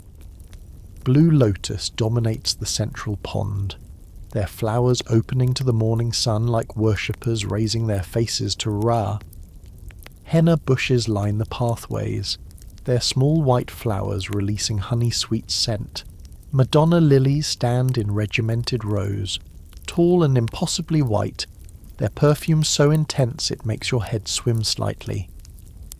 The head gardener, a woman named Takat who spent 40 years coaxing beauty from desert soil, walks beside you, explaining the intricacies of perfume cultivation with the passionate detail of someone discussing their children. Lotus is temperamental, she says, gesturing at the pond. The blue lotus especially. It needs specific water depth, specific mud composition, and you cannot transplant it successfully. It dies if you try to move it. So we built the pond exactly where the lotus wanted to grow, not where we wanted the pond to be. Sometimes you must negotiate with plants. Here's what the archaeological evidence tells us. Egyptian temples maintained extensive gardens specifically for perfume production. And these weren't decorative afterthoughts, but essential economic operations. Analysis of pollen samples from temple sites shows deliberate cultivation of perfume plants in concentrations that wouldn't occur naturally. Hieroglyphic texts describe garden layouts, irrigation systems, and seasonal planting schedules with the precision of modern agricultural manuals. The Temple of Karnak alone maintained gardens covering several acres, employing dozens of gardeners year-round, producing flowers worth more than gold when properly processed into perfume. Takat stops beside a rose bed and kneels, running her fingers through the soil. Roses came from Syria originally, she says, and they hate our climate. Too hot, too dry, wrong soil, but we've learned tricks over generations. We plant them in partial shade, mix sand into clay soil to improve drainage, water them twice daily during summer. Even then, they're difficult. A bad sandstorm or unusual cold snap can kill an entire bed overnight. But when they succeed... She cups a pink bloom in her palm, bringing it to her nose with reverent care. When they succeed, there's no scent on earth more beautiful. You wonder about the economics of maintaining gardens like this. The water alone must cost a fortune. Canals dug from the Nile, clay pipes carrying water uphill through gravity-defying engineering, daily irrigation during the dry season. The labour represents dozens of workers who could be employed in other productive activities. The land itself is valuable, especially this close to the temple complex. Yet the priests consider it essential, not optional. Why? Because perfume is how they communicate with gods, how they attract wealthy donors, how they maintain prestige and political influence. The garden isn't a luxury, it's infrastructure. Here's the quirky detail. Some perfume plants were considered so sacred that harvesting them required ritual purification and prayer. Blue lotus especially. Before cutting lotus flowers, harvesters would wash in the temple pond, recite prayers to Nefertum, the god of perfume and lotus flowers, and make small offerings of bread and beer. The flowers weren't just agricultural products, but divine gifts that needed to be received with appropriate reverence. Whether this actually made the perfume better, or if it was purely ceremonial, you can't say. But Takat insists that flowers harvested with proper respect always smell sweeter than those gathered carelessly. And who are you to argue with 40 years of experience? Takat shows you the henna bushes next, their branches heavy with clusters of tiny white flowers that smell like orange blossoms mixed with honey. Henna is easier than roses, she says with obvious relief. It likes heat, tolerates drought, grows reliably year after year. The flowers produce excellent perfume, and the leaves we use for dyeing hair and skin, nothing is wasted. It's the perfect temple plant, really. Beautiful, useful, and low maintenance. You've used henna yourself, of course. Most Egyptian women do, grinding the leaves into paste for decorating hands and feet with intricate temporary tattoos, or mixing it into oil to dye hair a rich reddish brown. But you'd never considered it a perfume plant until Mariette started teaching you about extraction techniques.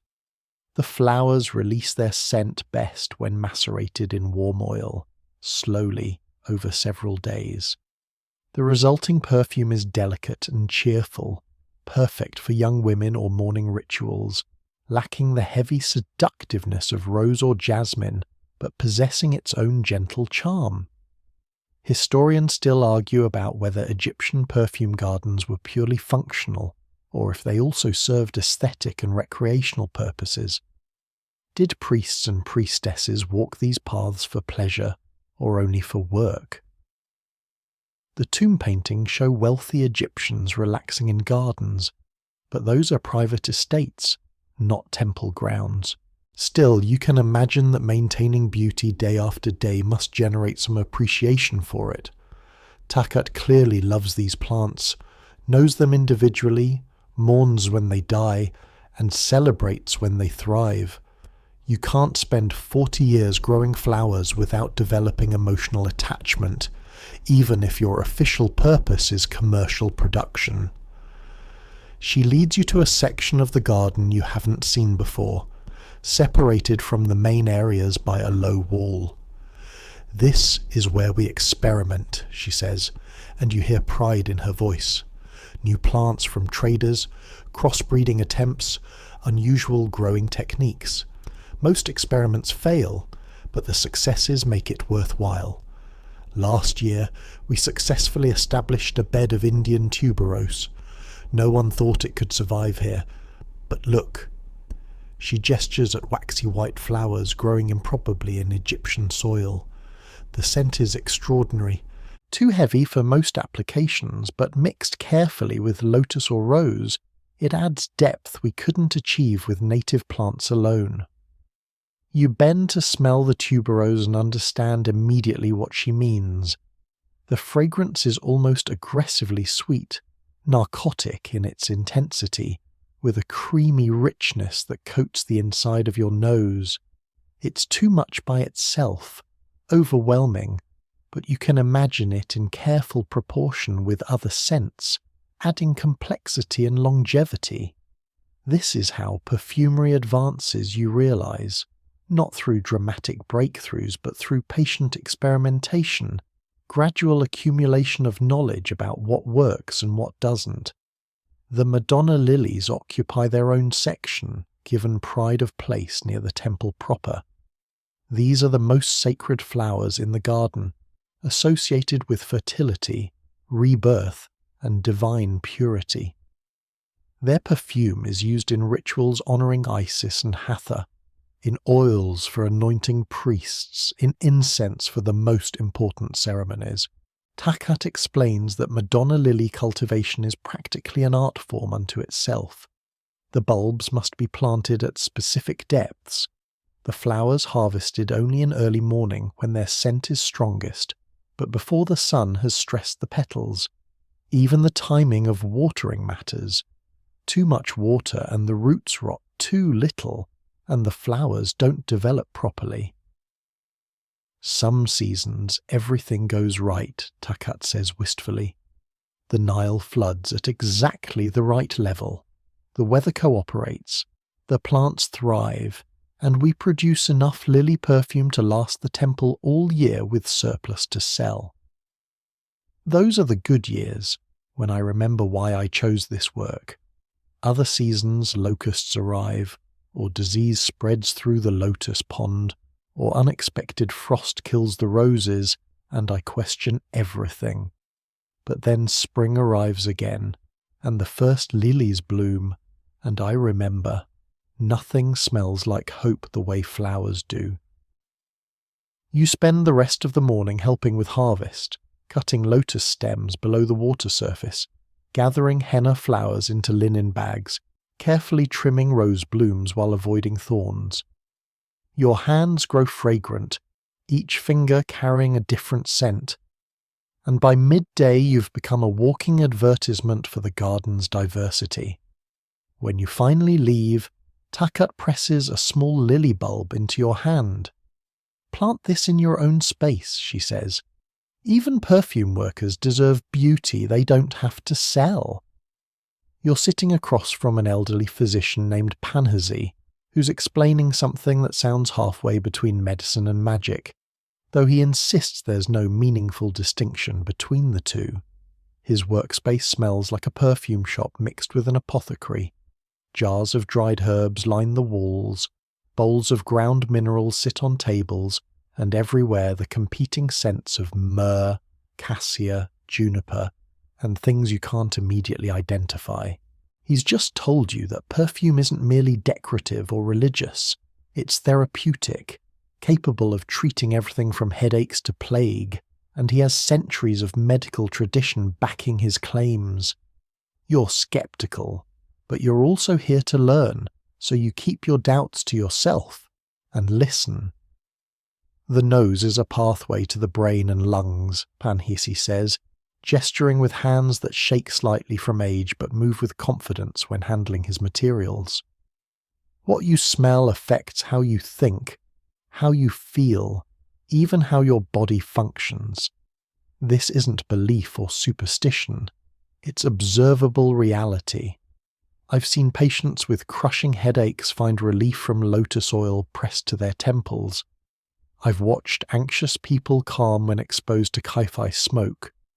I've treated women whose monthly bleeding causes terrible pain, and myrrh paste applied to the abdomen helps more reliably than any other remedy. Here's what the medical papyri tell us.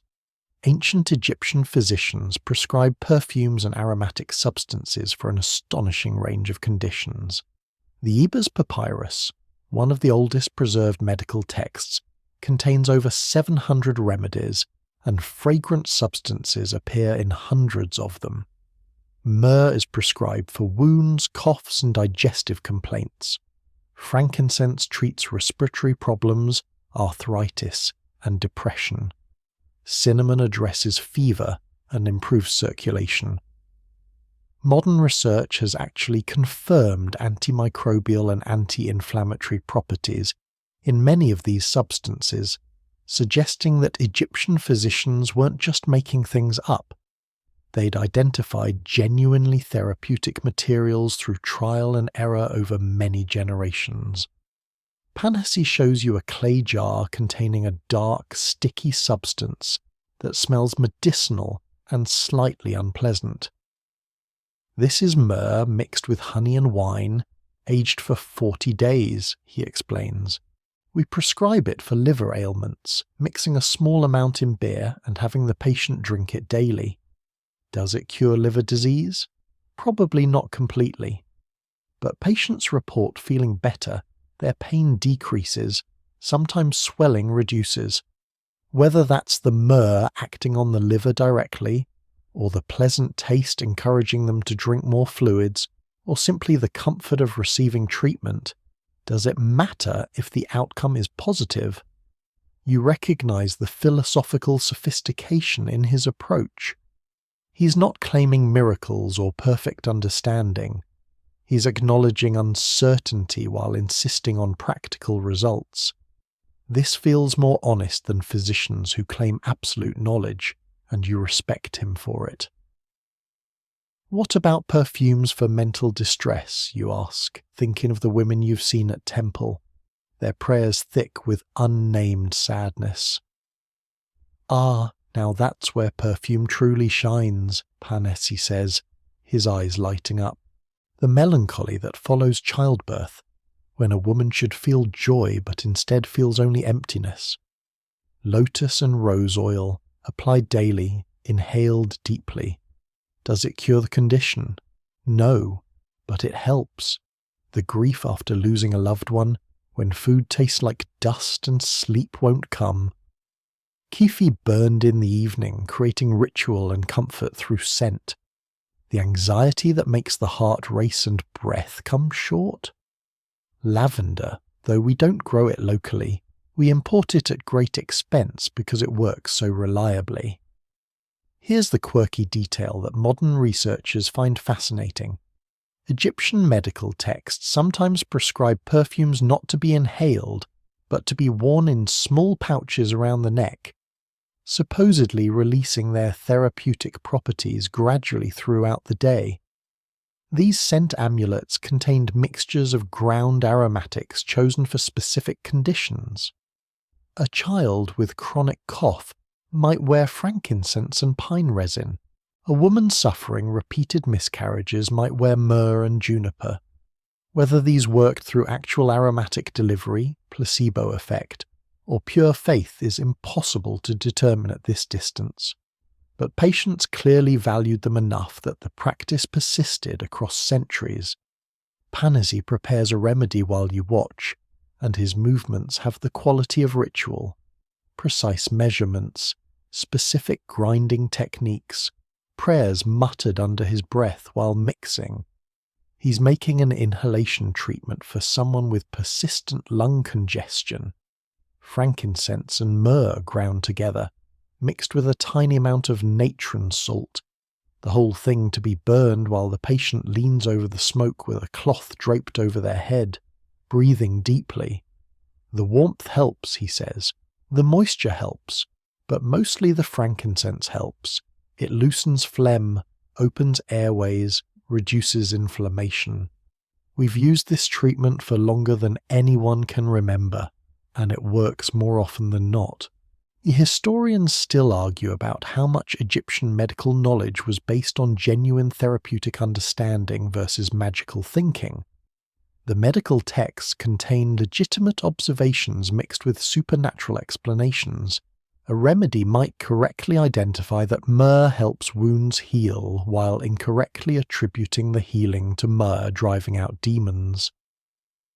Modern scholars try to separate the rational from the religious, but the Egyptians themselves wouldn't have recognized that distinction. Medicine and magic were the same practice, and a remedy worked because of both its physical properties and its ability to invoke divine assistance. You ask Panacea about the most unusual perfume prescription he's ever given.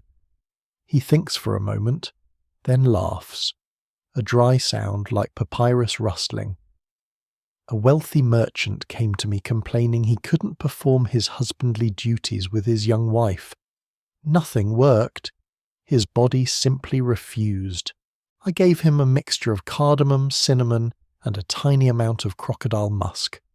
Told him to apply it to to the relevant area, before attempting relations.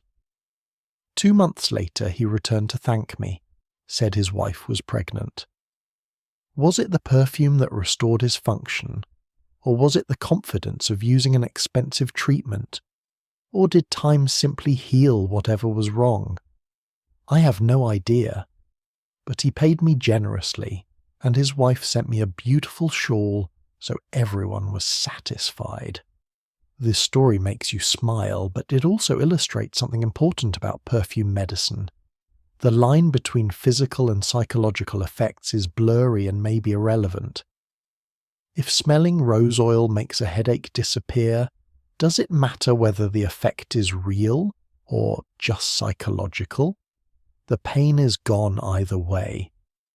If carrying a scent amulet reduces a child's nightmares, should anyone care whether that's pharmacology or placebo? The nightmares have stopped, and that's what matters. Panacea shows you his most prized possession, a section of papyrus containing a perfume formula supposedly created by Imhotep himself, the legendary physician and architect who lived more than 1,000 years ago and was later deified for his wisdom. Whether the attribution is genuine or not, the formula is complex and expensive. 13 ingredients including gold powder, which seems excessive but which Panacea swears is essential.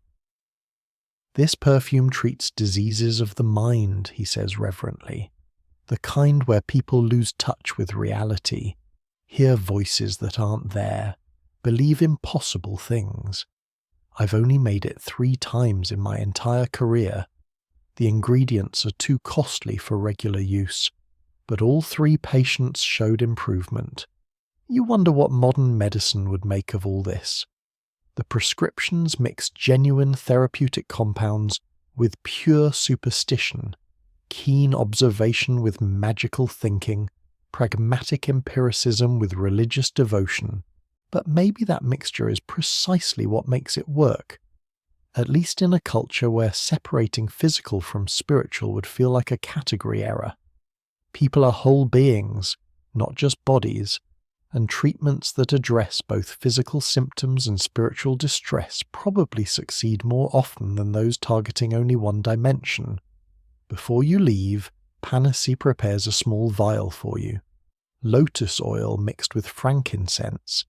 He says it helps with concentration and mental clarity, perfect for someone learning a demanding craft.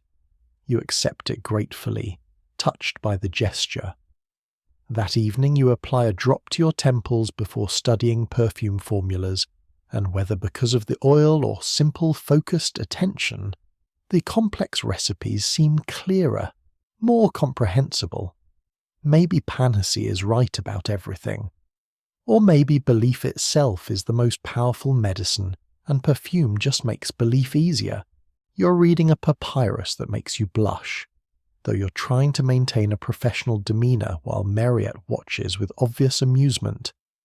The document is called The Instructions of Ankshashonki, according to the title, though this particular section reads less like wise instructions and more like a practical guide to seduction through strategic scent application. Apply perfume where you want his attention to linger, one passage suggests with admirable directness. Another recommends specific fragrances for different stages of courtship. Lotus for first meetings, suggesting freshness and possibility. Rose for established attraction, promising romance. Myrrh mixed with cardamom for intimate encounters, speaking of depth and lasting commitment. The ancient Egyptians apparently believed that seduction was a skill requiring study, and perfume was among the most powerful tools in the seducer's arsenal. Every culture has these texts, Marriott says, taking the papyrus back and rolling it carefully. Instructions on attraction, on maintaining desire, on winning back straying affection. The Egyptians just happened to be unusually honest about the mechanics of it.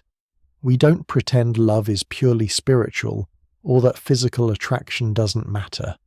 Of course it matters, and of course you can influence it through strategic use of fragrance, cosmetics, and clothing. Why wouldn't you use every advantage available?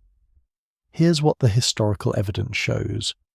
Ancient Egyptian love poetry and instructional texts frequently mention perfume as an essential element of seduction. The Chester Beatty Papyrus contains love poems where lovers describe each other's scent in elaborate detail. Her breath is sweeter than lotus flowers. When he approaches, I smell myrrh, and my heart rejoices. These aren't just poetic flourishes. They're describing real courtship practices where both men and women perfume themselves carefully before romantic encounters, choosing scents designed to communicate specific intentions and evoke particular responses. But the seduction manual Marriott has shown you goes beyond simple perfume application. It contains sophisticated psychology about scent and attraction. One section explains that familiarity breeds comfort, so if you want someone to associate you with positive feelings, you should wear the same perfume consistently until that scent becomes linked in their mind with your presence. Another passage suggests varying your scent based on the lover's mood. Calming fragrances like lotus when they're stressed, energizing ones like cinnamon when they're tired, seductive combinations when the moment seems ripe for intimacy. It's manipulative, certainly, but also pragmatic in a way you can't help but admire. Do women actually follow these instructions, you ask, genuinely curious? The text assumes a level of calculation that feels at odds with romantic spontaneity, though maybe spontaneity is overrated when marriages often serve political and economic purposes rather than pure affection. The smart ones do, Marriott says without hesitation. Marriage is a negotiation that continues for life. Sexual attraction fades, that's just reality. But you can extend it, maintain it longer through conscious effort. Perfume helps. So do other things, staying interesting, managing household competently, choosing your battles wisely. But perfume gives you an advantage. Men are simple in some ways. Their noses lead them places their minds might not choose. Use that knowledge wisely, and you can maintain influence long after youth fades. Here's the quirky detail that often surprises people. The seduction manuals weren't written only for women.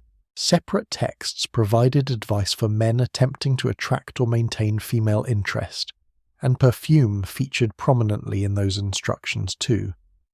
Men were advised to oil their bodies until they gleamed, to perfume their beards with cedar or myrrh, to ensure their breath didn't offend by chewing fresh mint or fennel seeds before intimate conversation. Egyptian culture expected both genders to present themselves attractively, and perfume was considered basic grooming rather than exclusively feminine decoration. Marriott pulls out another document, this one more explicitly focused on marital sexuality.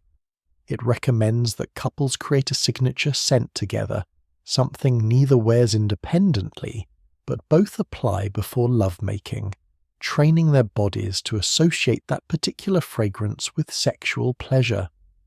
Over time, merely smelling that scent, even in non-sexual contexts, would trigger arousal and desire, maintaining passion in long marriages that might otherwise grow stale.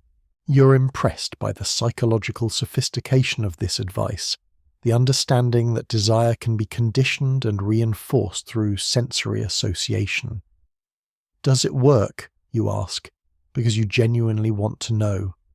The theory sounds plausible, but you're skeptical that reality matches these elegant prescriptions. Sometimes, Marriott admits. More often than doing nothing, certainly. But perfume isn't magic. It can't create attraction where none exists. Can't salvage marriages broken by cruelty or betrayal. It's a tool, and like any tool, its effectiveness depends on the skill of the user and the situation where it's applied. A woman married to a man who fundamentally doesn't respect her. No amount of perfume will fix that. But a couple who genuinely care for each other and want to maintain passion, despite the grinding realities of daily life, perfume can help with that. Historians still argue about whether these seduction texts represent actual practice or idealized fantasy. Were Egyptian women really this calculated about attraction, or are we reading too much sophistication into documents that might have been entertainment rather than instruction? The archaeological evidence is ambiguous. We find perfume containers in tombs belonging to both men and women, elaborate cosmetic sets that suggest serious attention to appearance, but we can't know the thoughts and intentions behind their use. Still, the sheer number of texts addressing strategic attraction suggests this was at least a recognized concept, something people discussed and perhaps attempted even if they didn't always succeed. Marriott shows you specific perfume formulas associated with seduction. Not temple recipes, but commercial products sold in markets, advertised with winking promises about their effects on romantic prospects. One called Hatha's Blessing supposedly made the wearer irresistible to potential lovers. Another named the Pharaoh's Favourite claimed to have been used by royal concubines to maintain the king's interest despite competition from dozens of other women. Whether these actually worked better than generic perfumes, or if the marketing itself was the active ingredient, the confidence boost from wearing something guaranteed to attract, you can't determine. But people bought them, repeatedly, which suggests either success or eternal optimism. The most important lesson, Marriott says, tapping the papyrus for emphasis, is that attraction requires attention. You can't neglect your appearance, stop making effort, and expect desire to persist on its own. Men and women both need to feel pursued, valued, worth the trouble of perfuming yourself before bed despite being exhausted. The couples who stay passionate. They're the ones who never stop courting each other, who treat marriage like an ongoing seduction rather than a completed conquest. You think about Isette, the woman whose custom perfume you helped prepare, and wonder if she read texts like this before commissioning her order. Probably she did. Women facing the threat of a younger competition must become students of attraction, learning everything available about maintaining desire. It's sad in some ways, the pressure to remain desirable, the fear of being replaced, but also pragmatic. Better to work with reality than pretend it doesn't exist.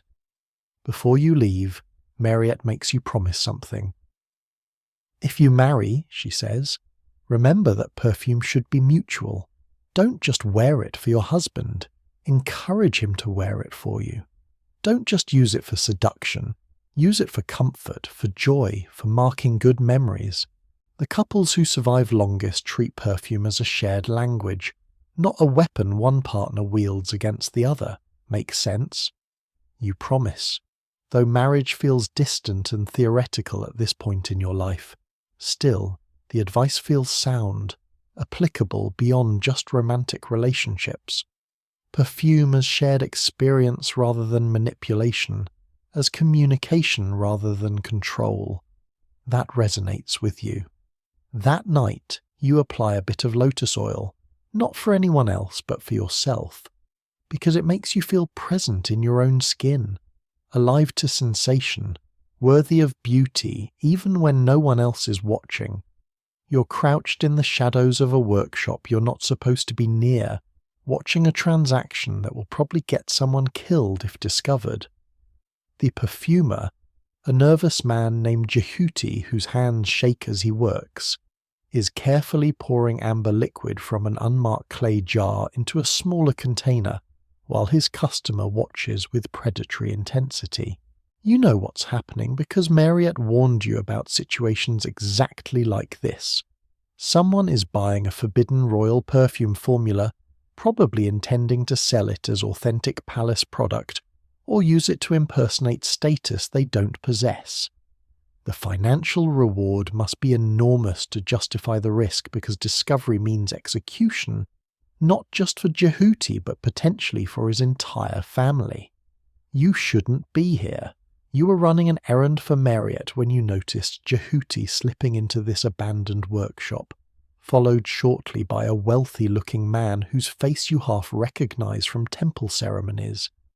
Curiosity pulled you closer, and now you're trapped.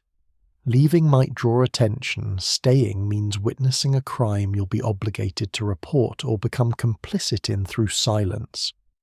The ethical calculations make your head hurt. Jehuti is a colleague, part of your professional community, but he's also committing a capital offense, stealing formulas that belong to the pharaoh, undermining the cosmic order that keeps Egyptian society functioning. Here's what the historical records tell us about perfume espionage. It was real, it was dangerous, and it happened more frequently than official sources acknowledge. Temple archives occasionally reference investigations into stolen formulas, perfumers who disappeared under suspicious circumstances, and security measures designed to prevent recipe theft. The palace employed perfumers who swore loyalty oaths and worked in isolation, their movements restricted to prevent them from sharing knowledge with outsiders. Despite these precautions, formulas leaked. Rival temples bribed perfumers for their secrets. Foreign merchants paid fortunes for Egyptian perfume recipes, and some perfumers, tempted by wealth or coerced by threats, betrayed their oaths and sold knowledge that wasn't theirs to sell. The customer hands Jehuti a small leather pouch, payment obviously, and Jehuti weighs it briefly before tucking it into his belt. You understand the risk, Jehuti whispers, his voice barely audible. If anyone discovers you wearing this scent, they'll investigate. You need a plausible story about how you obtained it. Say you inherited it from a relative who served in the palace, or you found it in an old market stall. Never admit you commissioned it. The customer nods impatiently. I know the risks. That's why I'm paying you enough to live comfortably for 3 years. Just make sure the formula is exact. If it smells wrong, if palace officials notice discrepancies, I'll make sure they know exactly where it came from." It's a threat, clear and cold, and you see Jehuti flinch. He's trapped in a situation with no good outcomes. Betray his oath and hope to escape detection, or refuse payment and risk the customer reporting him for even discussing forbidden formulas. This is what happens when laws are enforced through execution rather than proportional punishment. The stakes become so high that everyone involved has incentive to escalate rather than retreat. Here's the quirky detail that rarely makes it into formal histories. Some perfumers deliberately sabotage stolen formulas, including one ingredient that would smell correct initially, but would turn rancid or develop unpleasant notes after a few days. This protected them in multiple ways. If caught, they could claim they never provided the real formula, just a decoy. And if not caught, the customer would learn too late that they'd been cheated, likely after already wearing the perfume in public and embarrassing themselves. It was a risky strategy, but some perfumers considered it preferable to genuine betrayal while still collecting payment. You watch Jehuti seal the container with beeswax, his hands steadier now that the transaction is nearly complete. He presses his seal into the wax. Foolish, leaving evidence. But the customer probably demanded proof of authenticity. The customer tucks the perfume into his robes and leaves without another word, moving quickly but trying not to appear rushed. Jehuti stands alone in the workshop for a long moment, and you can see him second-guessing everything. The decision to steal the formula, the choice to deal with this particular customer, the entire trajectory of choices that led to this moment. Then he notices you. His face goes white, then red, emotions flickering too rapidly to track. "How long have you been there?" he asks, and there's desperation in his voice that makes you sad despite everything. "Long enough," you admit, because lying seems pointless. "What formula did you give him?" "Queen Tier's rose blend," he says quietly. "The one she wore during state ceremonies. It's been decades since she died. I thought maybe the restrictions would have relaxed. But no, it's still listed as forbidden property of the royal house." He looks at you pleadingly. "What are you going to do?" Historians still argue about how extensively palace officials actually monitored perfume use among the population. Were there really perfume police sniffing everyone at public events, ready to arrest anyone wearing royal scents? Or was enforcement more sporadic, triggered by specific complaints or political motivations? The severity of the laws suggests serious enforcement, but the number of recorded cases is surprisingly small. Perhaps most violations went undetected. Perhaps officials only prosecuted when convenient, or when dealing with political enemies who needed convenient charges levelled against them. You face an impossible choice. Report Jehuti, and you'll be responsible for his execution and the destruction of his family. Stay silent, and you're complicit in undermining royal authority and religious law. There's no middle ground, no compromise position that preserves both your integrity and his life. This is why Mariette warned you about getting involved in situations like this.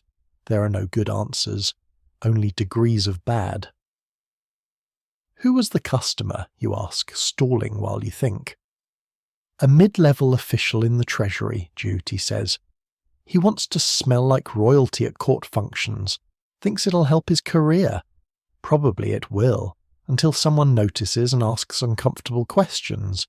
Then we're both dead, and his career advancement becomes irrelevant." You realize that Jehuti has essentially committed suicide on the installment plan. The customer will wear the perfume publicly. That's the entire point of buying it. Someone will notice. Investigations will follow. The trail will lead back to Jehuti, and then interrogations, confessions extracted through methods you don't want to imagine, and finally execution. The money he received buys him maybe a few months of comfortable living before everything collapses. You need to leave Thebes, you say finally. Take your family and go somewhere remote where no one knows your name or specialty. Change professions. Become a farmer or fisherman or anything except a perfumer. The customer will be caught eventually, and when he is, you don't want to be findable. Jehuti stares at you like you've suggested he grow wings and fly to the moon. Leave Thebes?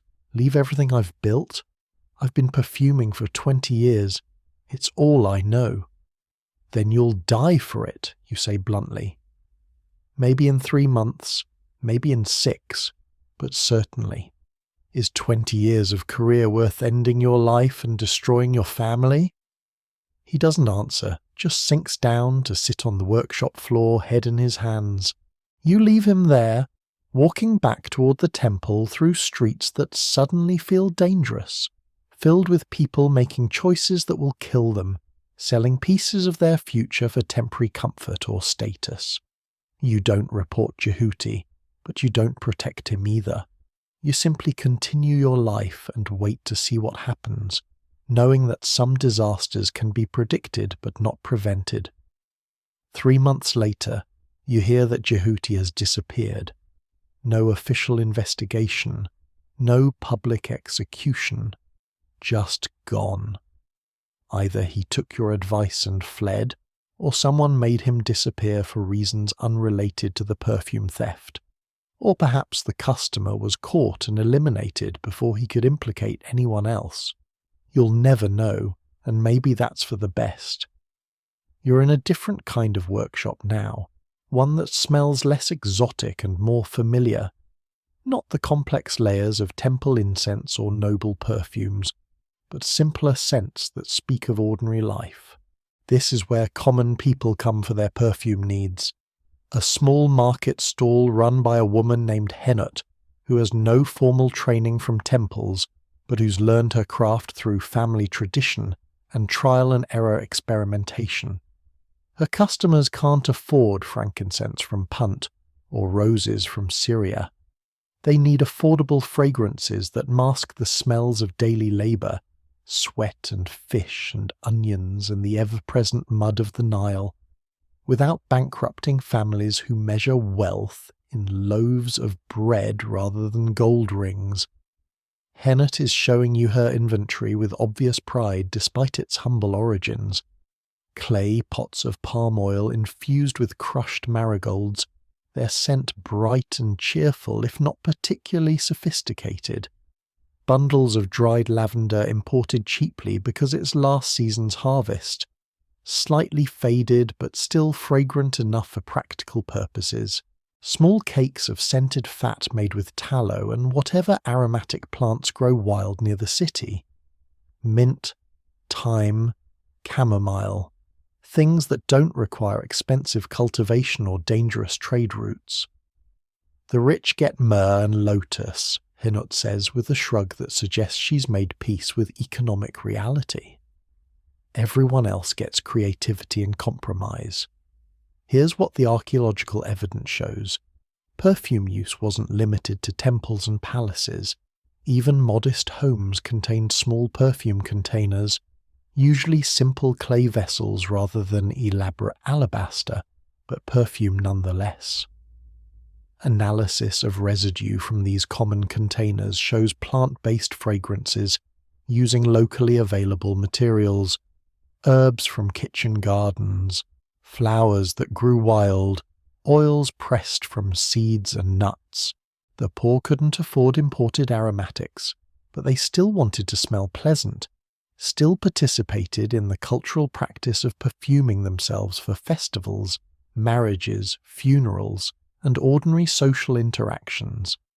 Henut's bestseller, she tells you, is something she calls river blessing, palm oil infused with crushed lotus petals that she collects herself from the Nile's edges, where the flowers grow wild and free rather than in cultivated temple ponds. Same flower the rich use, she says, just gathered differently. The scent isn't quite as pure and it doesn't last as long because I can't afford the best carrier oils.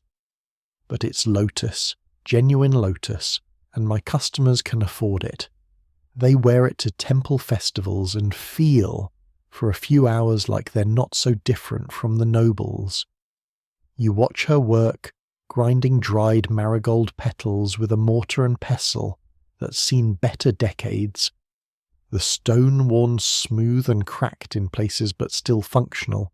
Her technique is less refined than what you learned in the temple. She grinds coarser, doesn't strain as carefully, accepts imperfections that Marriott would never tolerate. But she works with confidence born from knowing her customers and their needs. A fisherman's wife doesn't need perfume that lasts 12 hours. She needs something affordable that will smell nice at her daughter's wedding and can be stretched across multiple uses. Henut understands this implicitly. Here's the quirky detail. Some of Henut's formulas would horrify temple perfumers, not because they don't work, but because they use ingredients considered too common or spiritually inappropriate. She makes a popular perfume using onion flowers. Yes, onion flowers, which surprisingly have a lovely subtle scent when properly processed. Temple perfumers would never use onion in perfume because onions are associated with poverty and base sustenance, lacking the spiritual elevation required for sacred work. But Henut's customers don't care about spiritual associations. They care that onion flowers grow abundantly in their gardens and produce acceptable fragrance for free. Do temple perfumers ever visit your stall, you ask, curious about the relationship between elite and common perfumery? Henut laughs, a sound that's more tired than amused. They pretend we don't exist. To them, what I do isn't real perfumery. It's just peasants mixing smelly things together. But you know what's funny? Sometimes servants from wealthy houses come here buying perfume for themselves, and they tell me stories. Their mistresses use imported frankincense and rose oil, costing more than a month's wages. But after a full day of wearing it, after sweat and heat and normal life, it smells not that different from my palm oil and marigold blend. Expensive perfume is about the first hour, the announcement of wealth. My perfumes are about the 5th hour, about still smelling acceptable when you're tired and it's hot and you've been working. The observation strikes you as profound. Temple perfumery is about peak experience, the moment of application, the initial impression, the expensive burst of fragrance that announces status and devotion. But most of life happens hours after application, when expensive ingredients have faded, and what remains is base notes and stay in power. Maybe there's wisdom in Henut's approach, in creating perfumes designed for endurance rather than spectacle. Historians still argue about what percentage of the Egyptian population regularly used perfume. Some scholars suggest it was nearly universal, pointing to how many surviving texts discuss perfume, and how perfume containers appear even in modest burials. Others argue that archaeological evidence overrepresents the wealthy whose tombs preserved better, and that most common people used perfume rarely, if at all. The truth probably varies by region, period, and individual circumstances, but workshops like Henut's suggest there was definitely a market for affordable perfume, meaning demand extended beyond just the elite. You help Henut prepare her marigold oil, learning techniques that differ from temple methods, but achieve similar results with inferior materials. She doesn't have the luxury of replacing flowers daily to maximize scent absorption. Instead, she uses the same flowers for multiple infusions, squeezing every possible drop of fragrance from them before discarding. She can't afford to waste anything. Even the spent flower petals get composted and used to fertilize her small herb garden, which produces next season's raw materials. It's perfumery as survival strategy. Every component utilized fully, nothing taken for granted.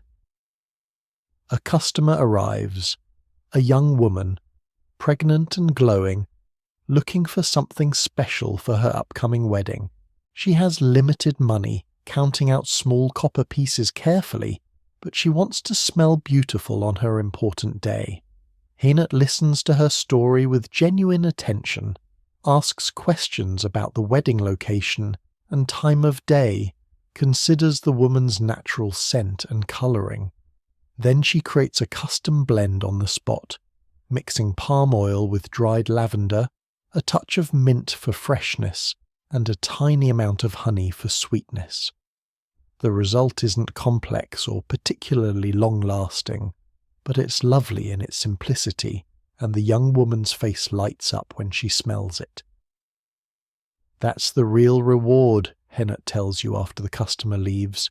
Not gold, not prestige, not having your formulas carved in temple walls, just seeing someone feel beautiful who couldn't afford to feel that way otherwise.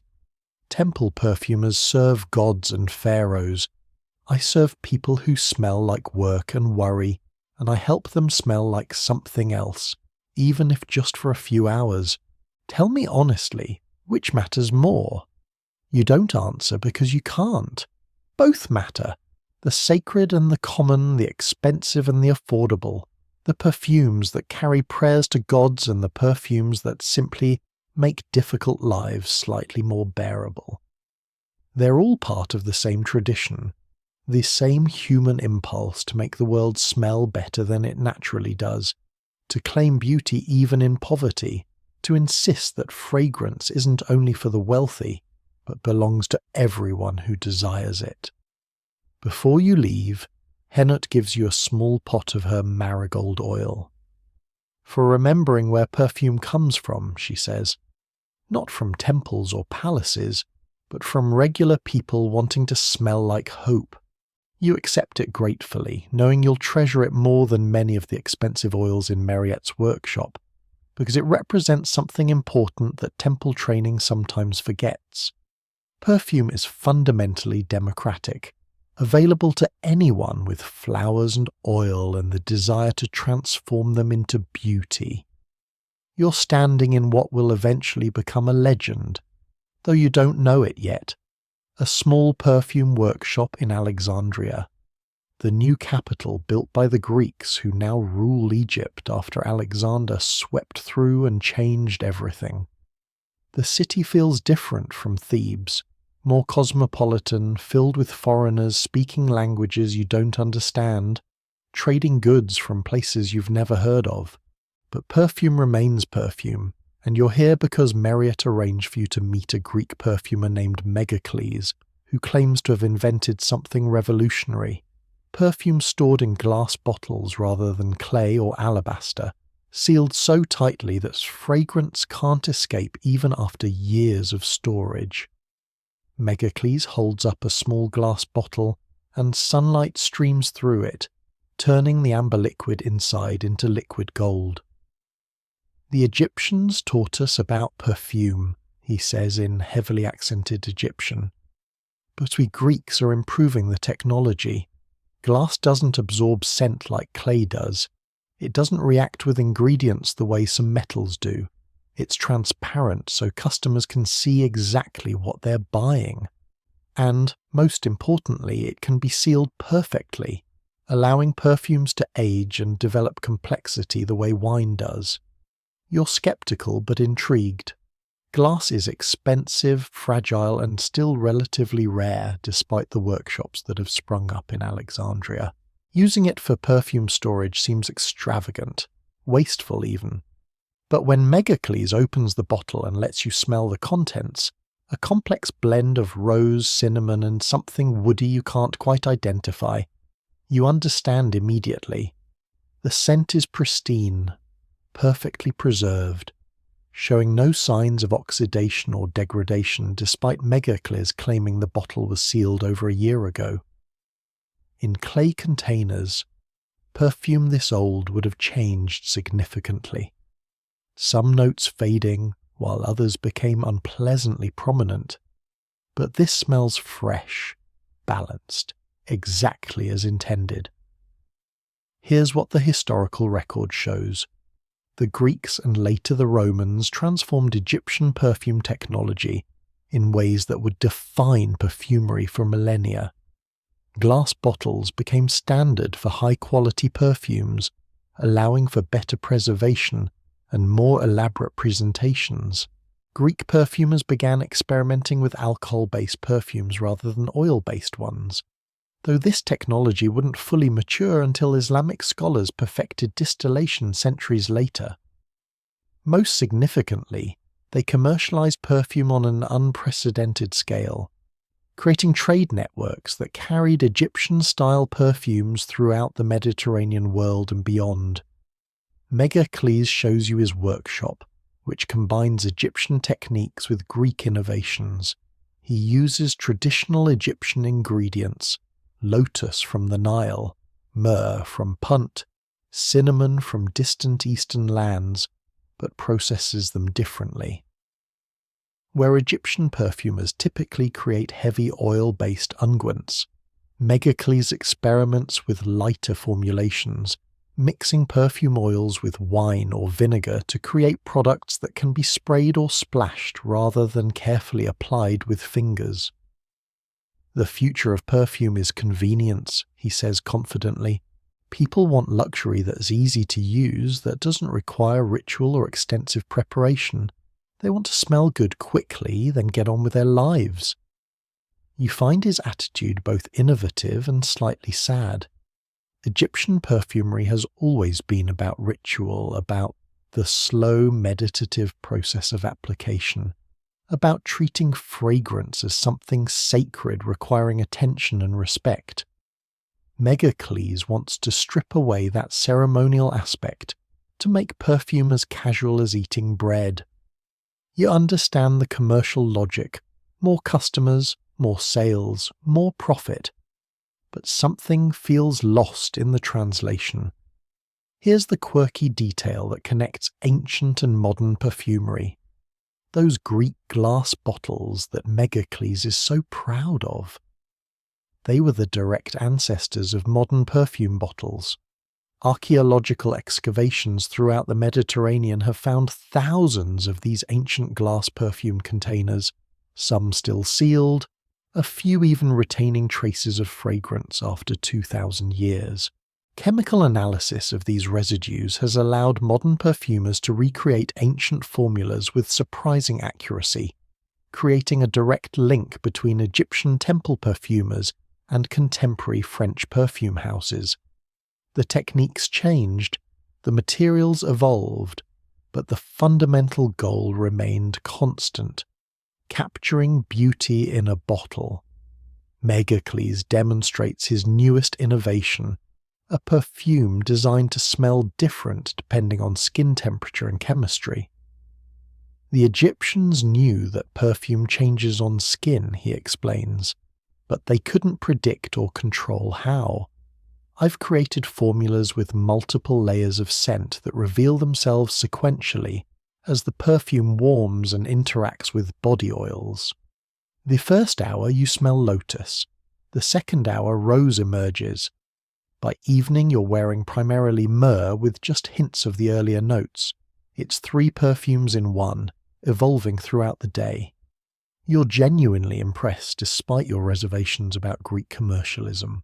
This is sophisticated work, showing deep understanding of perfume chemistry even if Megacles doesn't use that terminology. The Egyptians knew that scent evolved over time, but generally treated it as something to be minimized or controlled rather than deliberately designed. Megacles is embracing the evolution, making it a feature rather than a problem to be solved. Historians still argue about whether Greek perfumery represented genuine innovation or simply better marketing of Egyptian techniques. The Greeks certainly didn't invent perfume. Egyptian perfumers had been working for thousands of years before Greeks showed any interest. But the Greeks systematized production, created international trade networks, and ultimately spread Egyptian perfume technology throughout the ancient world in ways that Egyptians, who tended toward cultural insularity, never managed. Was this progress or appropriation? Innovation or theft? Probably both, depending on perspective and what aspects you emphasize. You spend the afternoon learning Greek perfume techniques, and you're surprised by how much common ground exists despite apparent differences. Megacles grinds resins the same way you learned in the temple. He tests scent combinations on his own skin before finalizing formulas. He understands that perfume creation requires patience, precision, and willingness to fail repeatedly before achieving something worth preserving. The tools differ, the bottles are fancier, the marketing more aggressive, but the fundamental craft remains recognizable. Before you leave Alexandria to return to Thebes, Megacles gives you several glass bottles to take back to Mariette. "Show these to the temple perfumers," he says. "Tell them the future is arriving whether they're ready or not. Egyptian perfume techniques are spreading across the world, carried by Greek merchants and Roman soldiers. Within a few generations, every major city from Spain to India will have perfumers trained in methods that originated here in Egypt. Your legacy isn't staying in temples, it's becoming global. That should make you proud." You carry the glass bottles carefully, wrapped in linen to prevent breakage, and you think about legacy and change and what it means when knowledge travels beyond its place of origin. Part of you resents Greek appropriation of Egyptian perfumery, the way they take credit for innovations they merely commercialized rather than invented. But another part recognizes that knowledge wants to spread, that techniques grow stronger through sharing rather than hoarding. That perfume becoming global means Egyptian wisdom touching lives across the entire known world. When you show the bottles to Mariette, she examines them with the careful attention she brings to everything, turning them in the light, testing their seals, smelling the contents. "Beautiful work," she admits finally. "The Greeks have talent, I'll give them that. But remember something important. They learned from us. Every technique they use, every formula they celebrate, originated in Egyptian temples and workshops. They may improve the presentation, but we created the foundation. Never forget where you come from, even as you watch the world change around you." You promise to remember, and you do, carrying that knowledge forward through years of perfume work, through the continued Greek influence and eventual Roman conquest, through all the changes that sweep over Egypt like Nile floods, transforming everything while somehow leaving essential things unchanged. The perfume persists, the scent remains, the flowers still bloom and give up their fragrance, and human hands still transform that fragrance into something worth preserving. The world grows larger, more connected, more complex. But in quiet workshops throughout Egypt and beyond, perfumers continue the work, grinding resins, macerating flowers, testing combinations, creating beauty from raw materials. Some work in temples, some in market stalls, some in Greek-style workshops with glass bottles and commercial ambitions.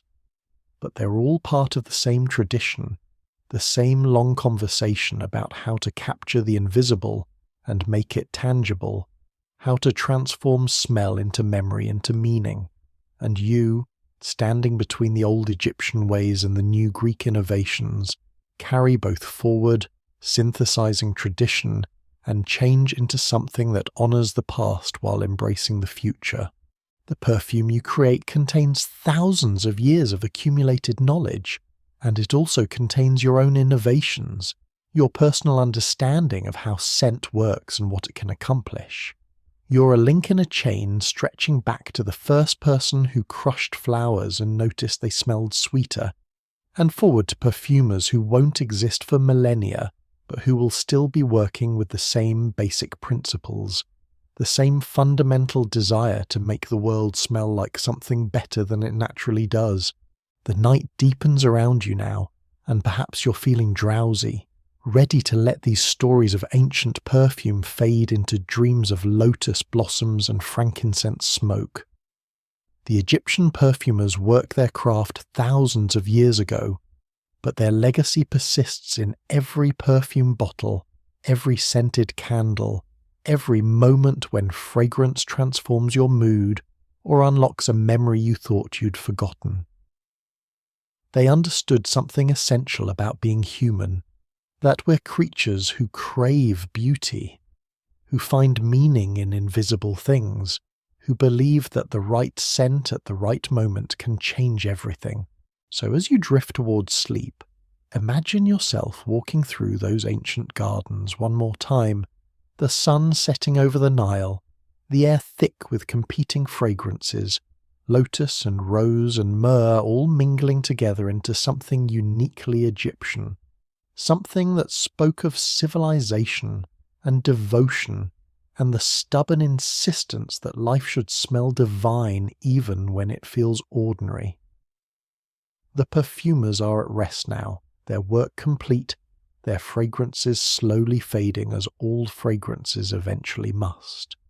But the memory remains, preserved not in bottles, but in stories, in the collective human understanding that scent matters, that beauty is worth pursuing, that the invisible threads connecting flowers to oil, to skin, to memory are sacred in their own quiet way. Sleep well, knowing that somewhere, always, someone is grinding resins and steeping petals and creating fragrances that will outlive them, just as the Egyptian perfumers created scents that reach across millennia to touch us still. The work continues, the perfume persists, and tomorrow the flowers will bloom again, ready to surrender their fragrance to patient hands and ancient knowledge, keeping the tradition alive one precious drop at a time. Sweet dreams.